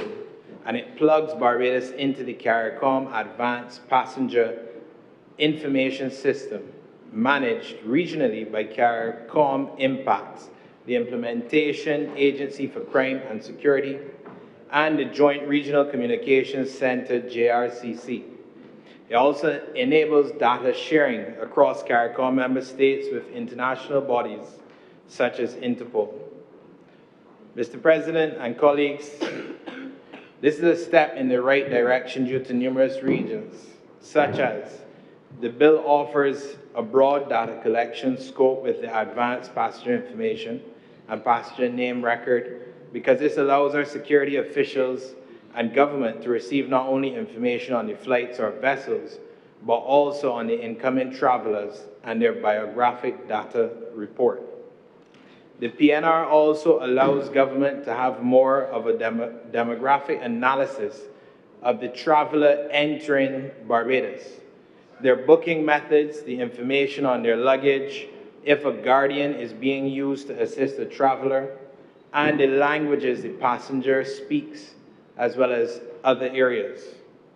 From a tourism or business stakeholder perspective, this is also key because we can now further understand if our country's marketing dollars are adequately spent in the right cities in terms of the port of embarkation and in transit or the connecting ports. The PNR also allows government organizations such as the Barbados Tourism Marketing Inc. to make smarter decisions related to their marketing programs, the airline partnerships, and cruise ship arrangements. It also facilitates targeted in-market exercises to capture more international tourists, but also the diaspora who are interested in reinvesting in their home country of Barbados, or just visiting family, friends, or attending one of our great national festivals. This also allows government to make smarter decisions in terms of agriculture, manufacturing, and of course the sourcing of raw materials.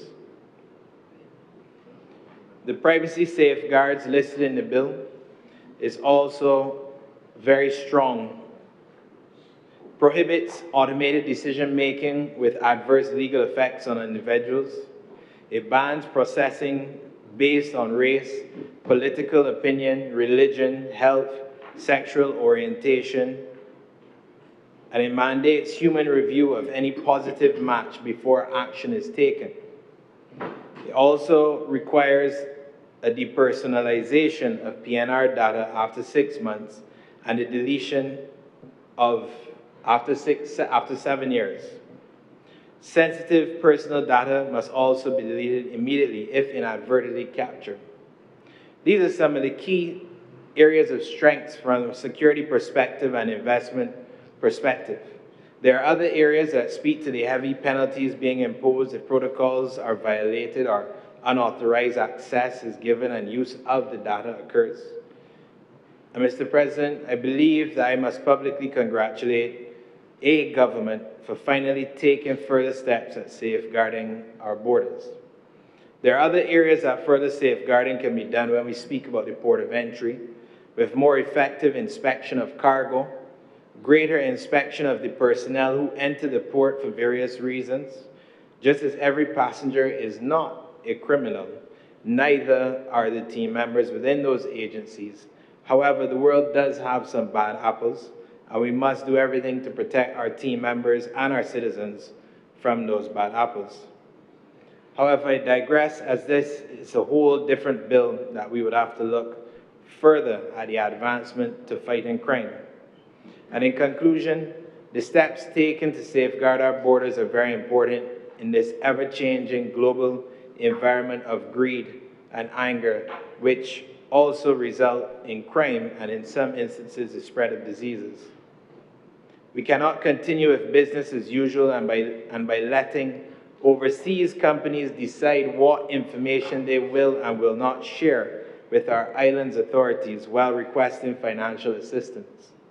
If we travel the world, our data is requested and handed over to whichever country's authorities, and we must also do the same here in beautiful Barbados. Some areas of improvement I do recommend: narrowing the health-related embarkation data field. This information resembles more the pandemic era of public health measures rather than a more flexible legislation that speaks towards public health and not limited to just declared health emergencies. Shorten or tear the PNR retention and tighten transfer safeguards to third countries. Consider requiring data protection officers sign off before any international transfers. I also wish to reiterate, for the benefit of Barbadians in general, why this is important to tourism, as well as other sectors of the business community, of Barbadian entrepreneurs and Barbadian companies. At present, the data currently collected and used to understand where visitors, whether leisure or business, are coming from, their purpose of visit, their demographic background, the ports they are connecting through, the streets that they live on, and the storefronts that they see brand Barbados or any entrepreneur's marketing material or any business from Barbados is unfortunately not as strong as it could be because of the lateness of its capture, compilation, and the sharing to the various entities that can make the necessary decisions. This is no fault of any of the agency's team members, but truly due to the lack of the platform use. This move by the government is one that I applaud, and I ask for government to go a step further and faster at implementing a real-time data dashboard, as we are currently operating in an environment that is far more competitive than Barbados. There are numerous islands in the Caribbean who we compete with in business that have live dashboards that by the end of the day, they know where everyone is coming from and where they're staying on island from a security perspective. And that can assist in making smarter business decisions as to where to invest, where to capture more business for their citizens, and where the diaspora is located for re-engagement. This is where Barbados needs to get to, and I know firsthand that from the tourism world, we welcome the opportunity to meet with the new Minister of Home Affairs and the other ministries to finally bring this to a reality, and quickly. After all, we want to be known as a safe place to do business or live in the Caribbean, especially since we continuously champion the steps Barbados is taking at advancing the country. Then we need legislation and action that matches. Thank you. Thank you, Senator Ford. Senator Goodrich. Thank you, Mr. President. I rise quickly to discuss this advanced passenger information and passenger name record bill of 2026. I do support the bill. I just wanted to make 2 comments on it because my intention of rising really was to support the chief immigration officer and any other immigration officer. So when I looked at the bill, I went to page 21, and sir, I recognize that under section 4.5, it introduces new terms such as sexual life or sexual orientation, and it sets out there the passenger assessment criteria that must not be based on certain elements. So section 5 has those new terms, sexual life or sexual orientation, that the chief immigration officer and all under that authority must not use in making any decision. However, those terms I recognize are not defined in this legislation, and it would be prudent to give the definitions of them, because when I did the research, I recognized that they are not defined in the Interpretation Act. So in order to help the chief immigration officer or other officers, I believe that those terms should be properly defined in the statute. And that is the only point I have today, sir. Thank you. Thank you very much, Senator Goodrich. Senator Benjamin.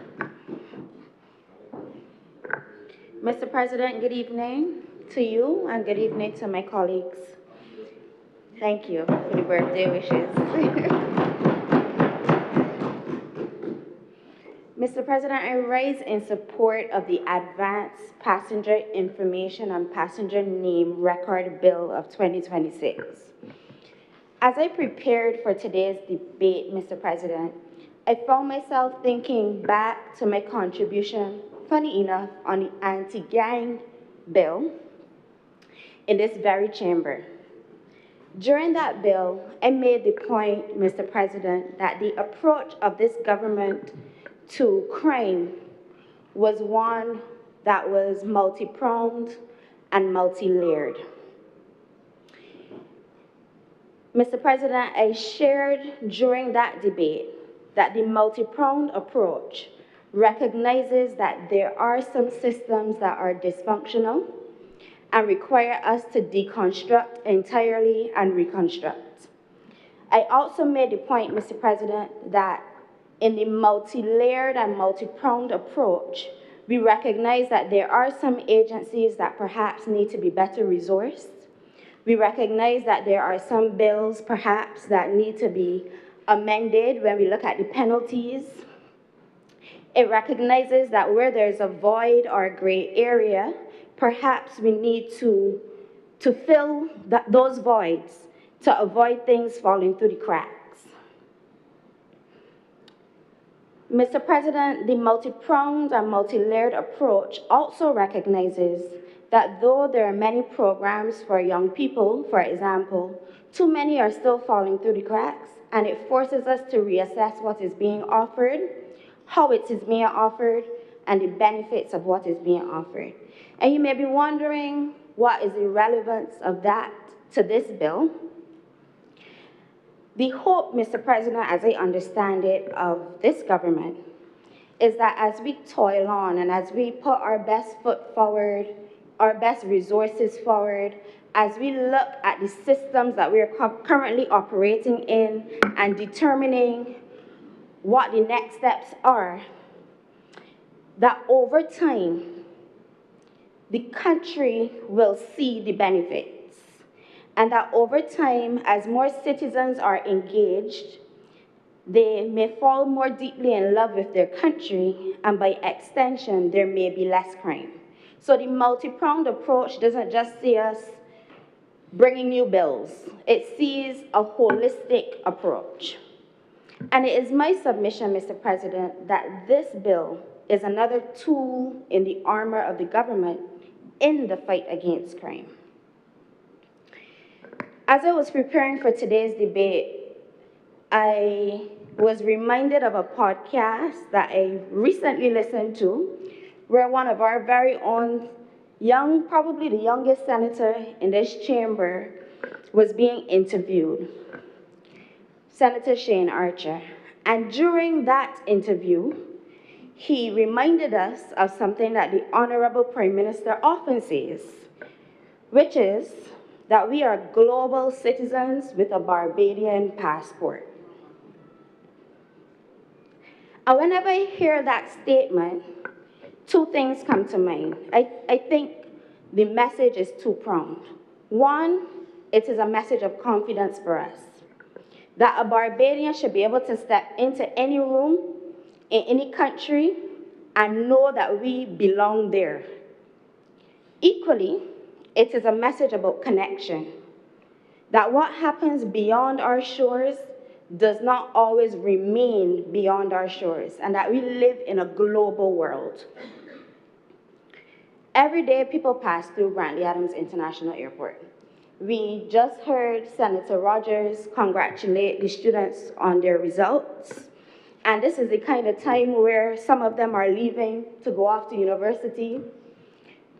You may have Barbadians who have family in the diaspora who may be leaving to go and take care of an old relative overseas.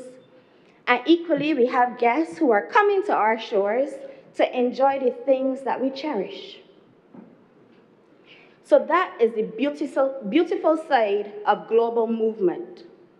But, Mr. President, there are people who travel for nefarious reasons and with nefarious intentions as well.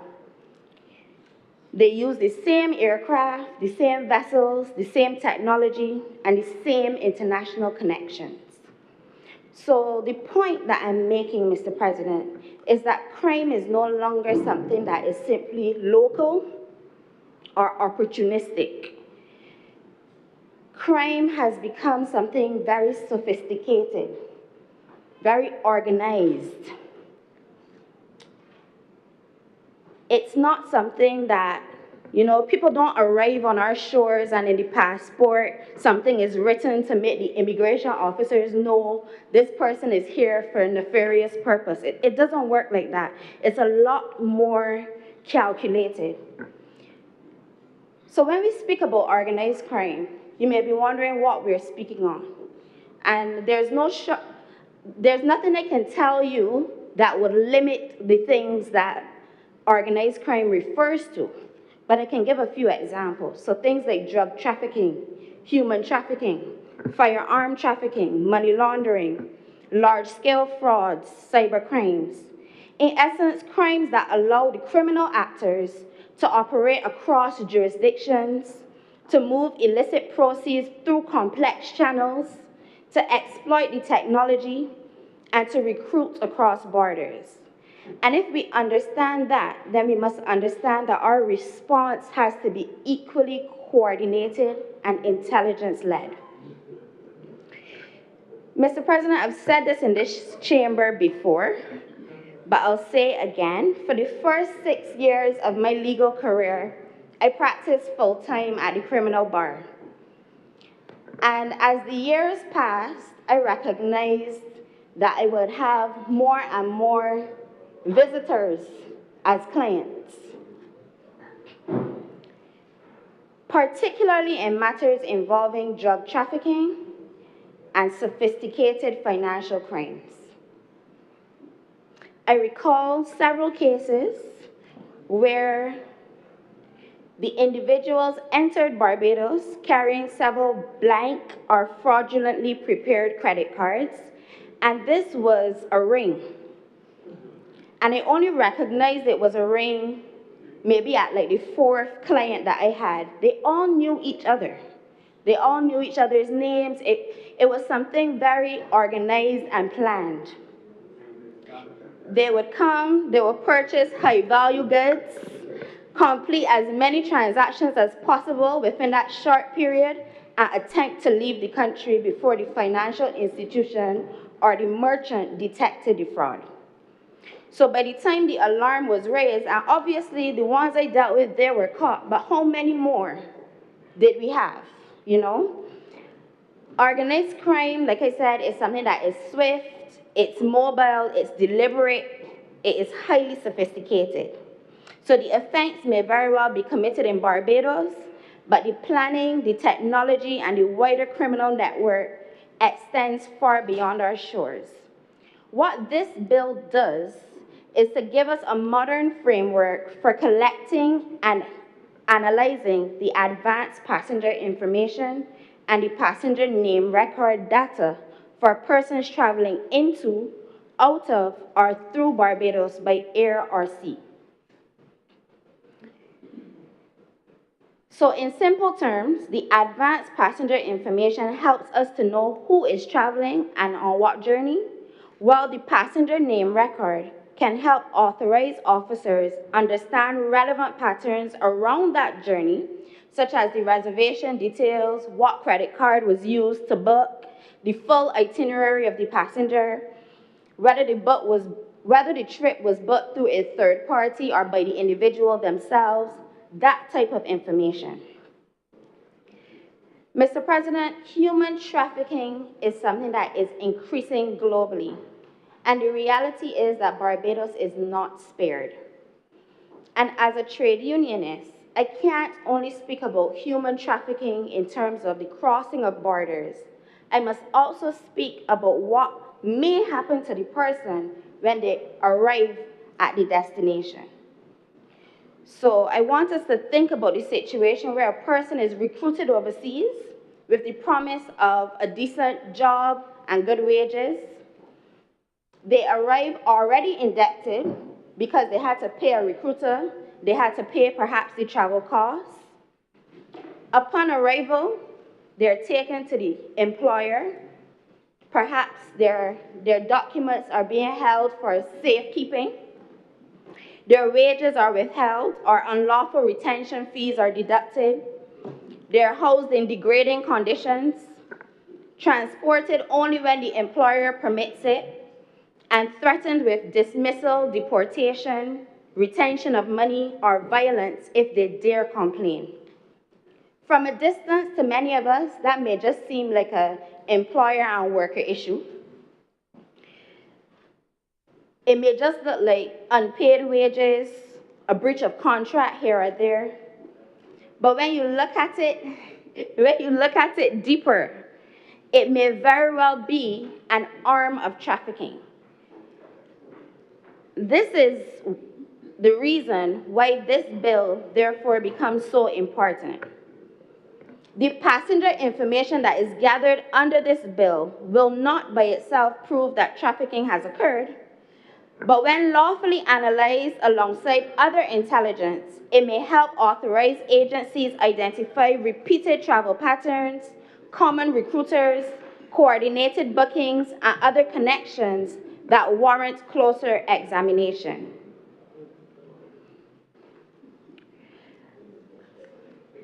So let me be very clear, Mr. President, as I wrap up.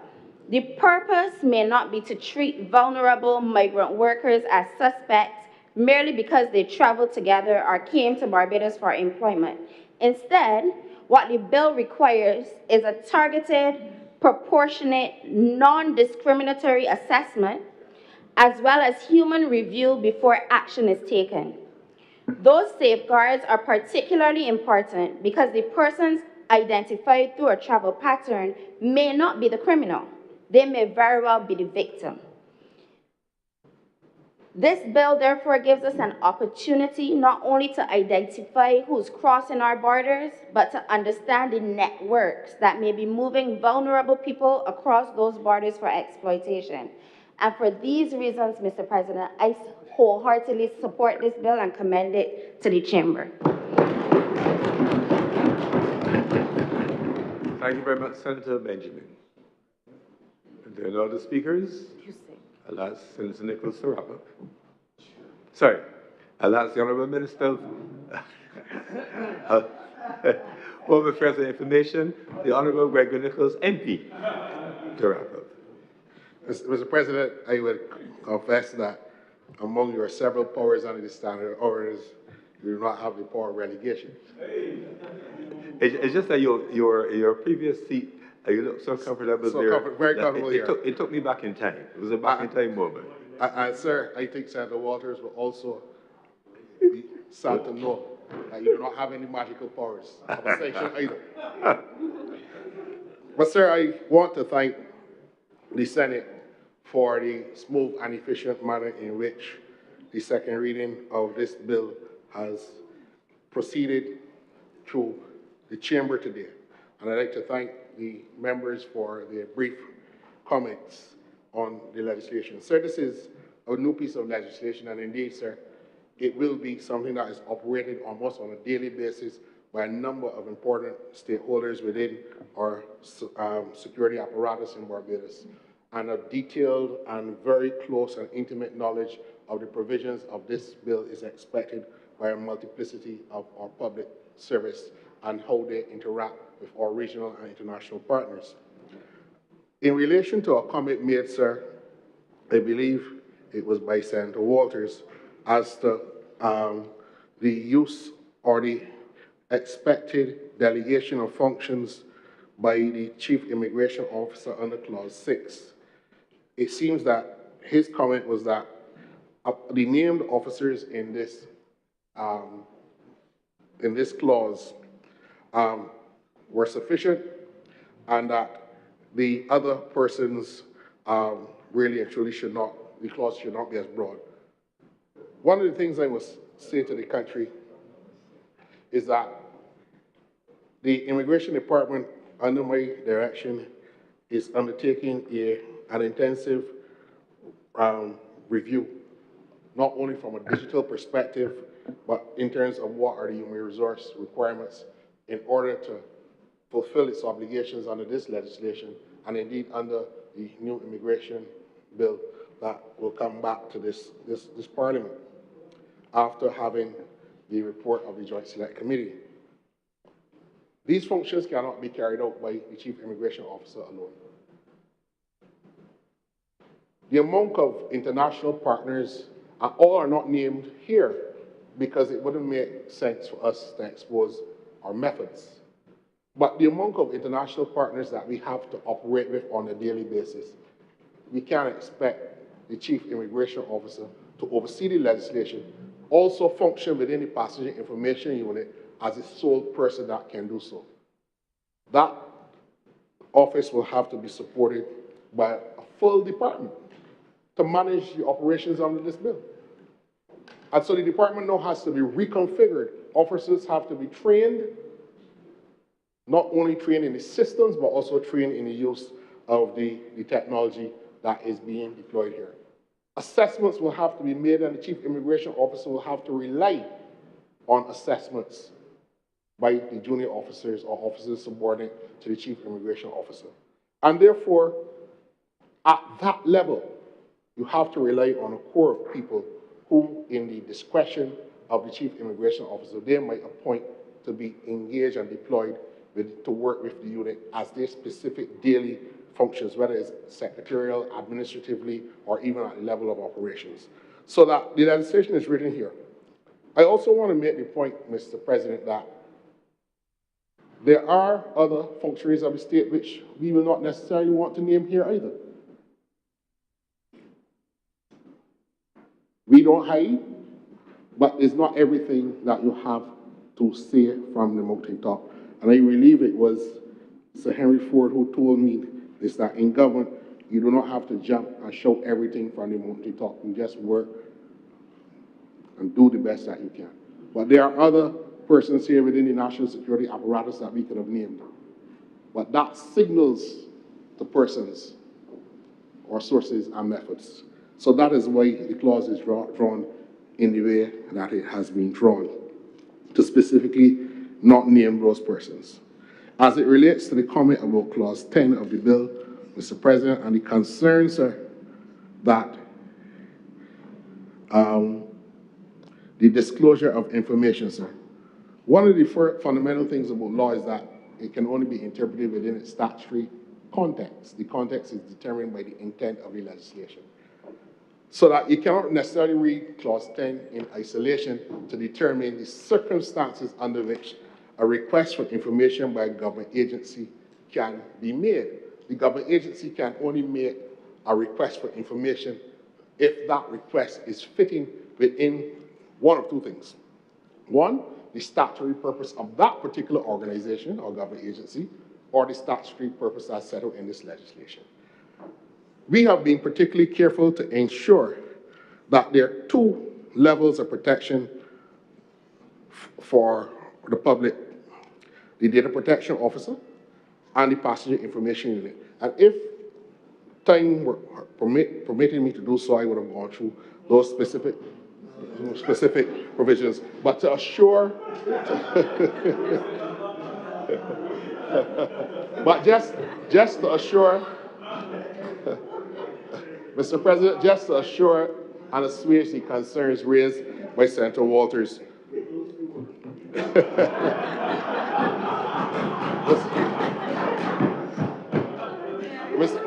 Mr. President, I know the Senate has had a long day, and I know the habits of the Senate very well. But I just want to assuage those concerns so that it is not that I am accused of dodging a legitimate question, that when you look at the functions of the data protection officer to manage, to audit, to assess requests, that unit or the chief immigration officer cannot respond to a request for information outside of the statutory context of this legislation. In other words, if it's something of major crime or terrorism or something of that sort, if it's about a personal nature, then you will be acting outside the scope of the legislation. And the public has the protection of the data protection officer, as well as the passenger information unit, which has a broader composition. Sir, there was a comment made, sir, in relation to the definition about sexual life and in the definition, sorry, in the provisions that speak to the analysis of data that cannot be done or taken to discriminate against people. So when a definition or a phrase or concept is used in legislation and it is not specifically defined, you go to the ordinary dictionary meaning of the words. Sir, the reason why there is no specific definition here because we believe that ordinary common sense will prevail as to determining what aspect or degree of one's sexual life or sex life, as people might call it, is not used as a basis to discriminate. So this is not the occasion, sir, to go into the cultural or social issues that such a query might otherwise generate discussion in Barbados. Suffice to say that this provision exists in a number of international treaties that we are party to.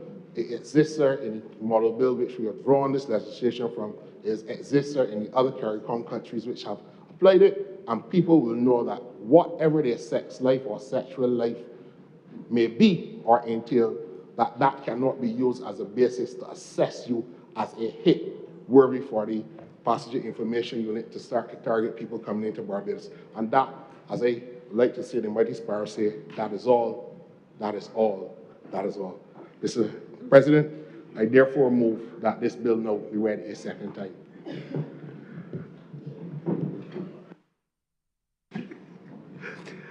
Thank you very much, Senator Nicholas.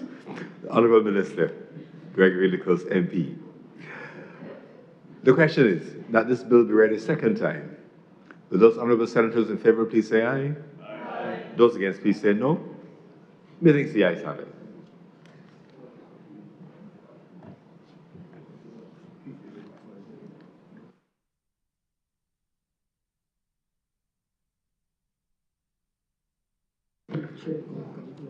Mr. President, I now move that this Senate that you do know, Lady Chair, and the Senate be resolved in committee for further consideration of this bill.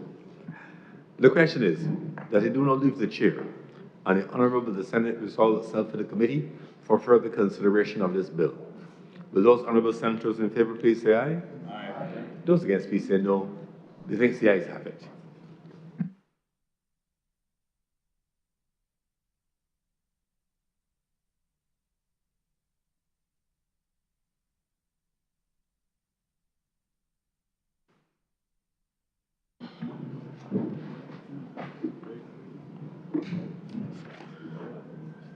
The Senate is now in committee.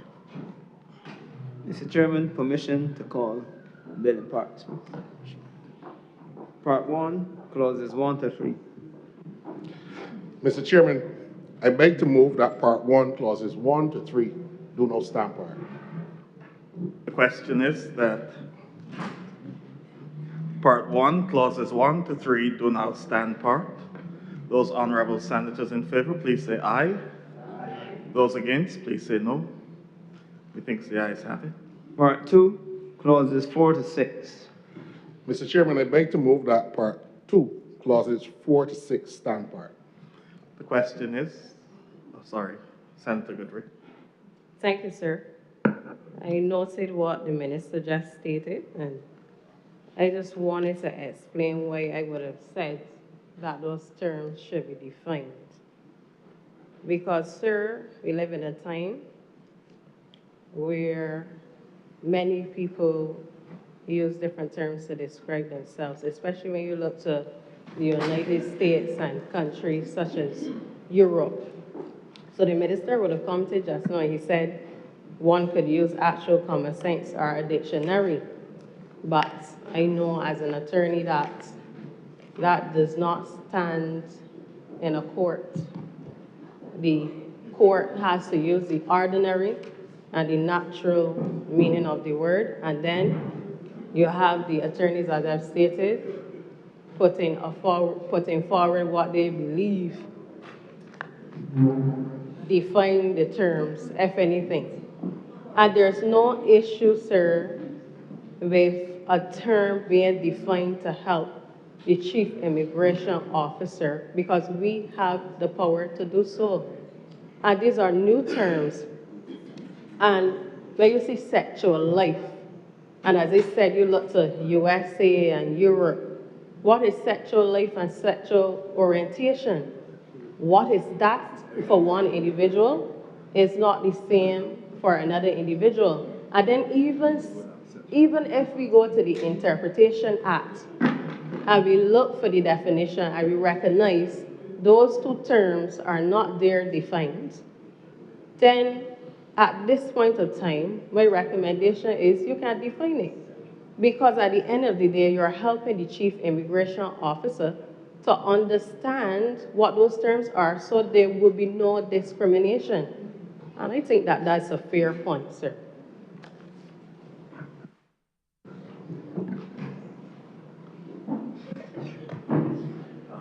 Senator Ali. Thank you, sir. Sir, at law, one of the base rules and principles in terms of statutory interpretation is the literal rule. It's one of the first ones, and it's the first rule that every judge should go to when interpreting a statute. And I think this accords with what my friend, the Honourable Minister, was indicating about common sense and the dictionary in terms of the meaning of words. I don't know that there's an issue in this regard. Thank you very much. Minister Nichols. Mr. Chairman, I will commit to the process of a review of the bill, as in the ordinary course of any bill, and if the law revision process can assist, I will do so. But at this point in time, sir, I believe that we can proceed because, as I indicated, sir, the way the broad language is used to do the very exact thing which Senator Goodrich believes we need to protect against. The more you define the term, the narrower it becomes. But if you use language that is broad, then there can be no doubt as to whether the person's lifestyle, life choices, life orientation is captured by the broad language in this legislation. And therefore, the reason why the bill does not contain a specific definition of that term is because by its very nature, sexual life or sex life is a broad encompassing concept incapable of a precise statutory definition that will fulfill the intent of the legislation. So I don't agree with that suggestion, but as I commit, we will look at it. So I beg to move, sir, that Part 2, clauses 4 to 6, stand part. The question is that Part 2, clauses 4 to 6 do now stand part. Those honourable senators in favour, please say aye. Aye. Those against, please say no. It thinks the ayes have it. Part 3, clauses 7 to 14. Mr. Chairman, I beg to move that Part 3, clause 7 to 14, stand part. The question is that Part 3, clauses 7 to 14 do now stand part. Those honourable senators in favour, please say aye. Aye. Those against, please say no. Thinks the ayes have it. Part 4, clauses 15 to 23. To 21, sorry. Mr. Chairman, I beg to move that Part 4, clauses 15 to 21, stand part. The question is that Part 4, clauses 15 to 21 do now stand part. Those honourable senators in favour, please say aye. Aye. Those against, please say no. Thinks the ayes have it. Part 5, clauses 22 to 35. Mr. Chairman, I beg to move that Part 5, clauses 22 to 35, stand part. Question is that Part 5, clauses 22 to 35 do now stand part. Those honourable senators in favour, please say aye. Aye. And those against, please say no. Thanks, the ayes have it. Part 6, clauses 36 to 38. Mr. Chairman, I beg to move that Part 6, clauses 36 to 38 stand part. The question is that Part 6, clauses 36 to 38 do now stand part. Those honourable senators in favour, please say aye. Those against, please say no. Methinks the ayes have it. Part 7, clauses 39 to 49. Mr. Chairman, I beg to move that Part 7, clauses 39 to 49 stand part. The question is that Part 7, clauses 39 to 49 do now stand part. Those honourable senators in favour, please say aye. Those against, please say no. Thanks, the ayes have it. Part 8, clauses 50 to 55. Mr. Chairman, I beg to move that Part 8, clauses 50 to 55 stand part. The question is that Part 8, clauses 50 to 55 do now stand part. Those honourable senators in favour, please say aye. Those against, please say no. Methinks the ayes have it. First schedule. Mr. Chairman, I beg to move that the first schedule be the first schedule to the bill. The question is that the first schedule be the first schedule to the bill. Those honourable senators in favour, please say aye. Those against, please say no.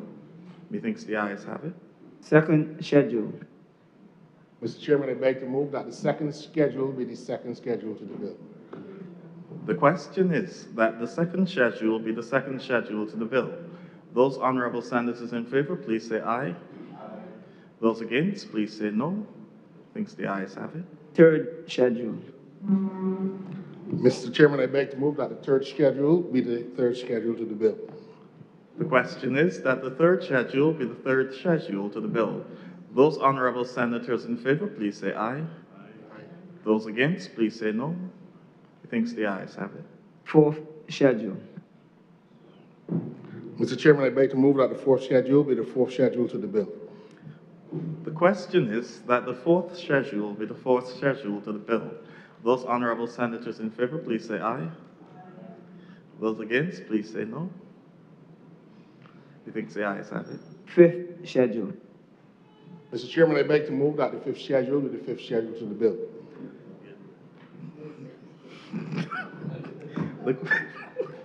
The question is that the fifth schedule be the fifth schedule to the bill. Those honourable senators in favour, please say aye. Those against, please say no. Methinks the ayes have it. Sixth schedule. Mr. Chairman, I beg to move that the sixth schedule be the sixth schedule to the bill. The question is that the sixth schedule be the sixth schedule to the bill. Those honourable senators in favour, please say aye. Those against, please say no. Methinks the ayes have it. Mr. Chairman, I beg to move that you now report to His Honour the President the passing of one bill in committee. The question is that I do now report to His Honour the President the passing of one bill in committee. Those honourable senators in favour, please say aye. Those against, please say no. Methinks the ayes have it.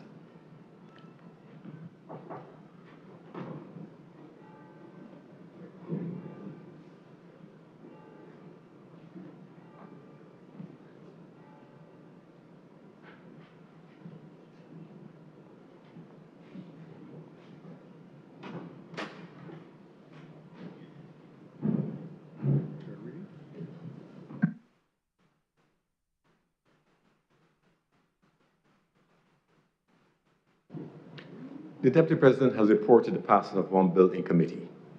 Senator Nichols. Mr. President, I beg to move the third reading of the Advanced Passenger Information and Passenger Name Record Bill. The question is that this bill be read a third time. Those honourable senators in favour, please say aye. Those against, please say no. Methinks the ayes have it. This bill is read a third time. Mr. President, I beg to move the passing of the Advanced Passenger Information and Passenger Name Records Act, and that it be so cited. The question is that this bill do not pass and be cited as the Advanced Passenger Information and Passenger Name Record Act 2026.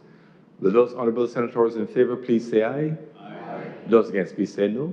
Methinks the ayes have it. This bill is now passed and so cited. Thank you very much, Honourable Minister Gregory Nichols, MP, for gracing us with your presence and so ably guiding the discussion on this very important piece of legislation. Senator, the Most Honourable Jerome Walcott. So, President, this brings us to the end of our business for today. And before I adjourn the Honourable Chamber for summer recess, with your permission, I would like to express appreciation to the clerk, the assistant clerk, the marshals of the House, the secretarial staff of the House, those responsible for communications and the streaming, and of course those ladies who work tirelessly interpreting for the deaf.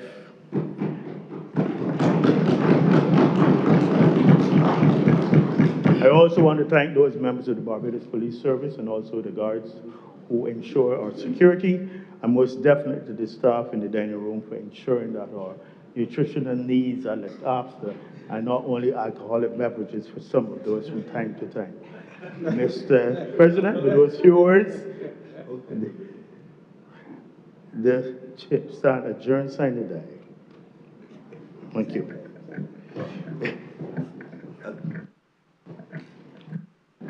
Thank you very much, Senator Walcott.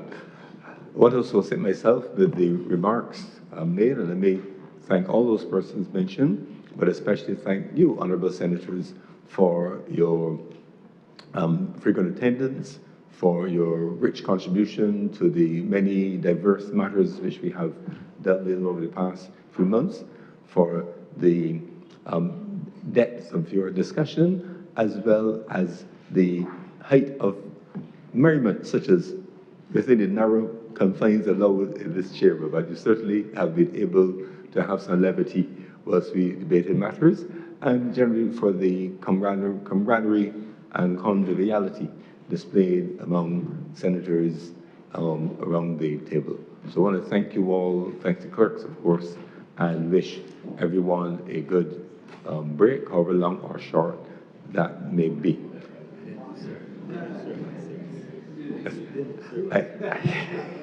I've been asked to remind the honourable senators that dinner will be available at 6 p.m.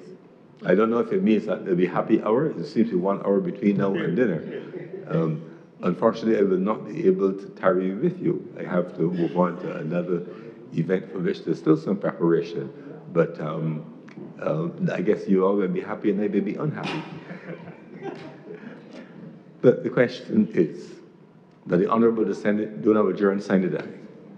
Will those Honourable Senators in favour please say aye? Aye. Those against please say no. Methinks the ayes have it. The Senate stands adjourned, sign the die.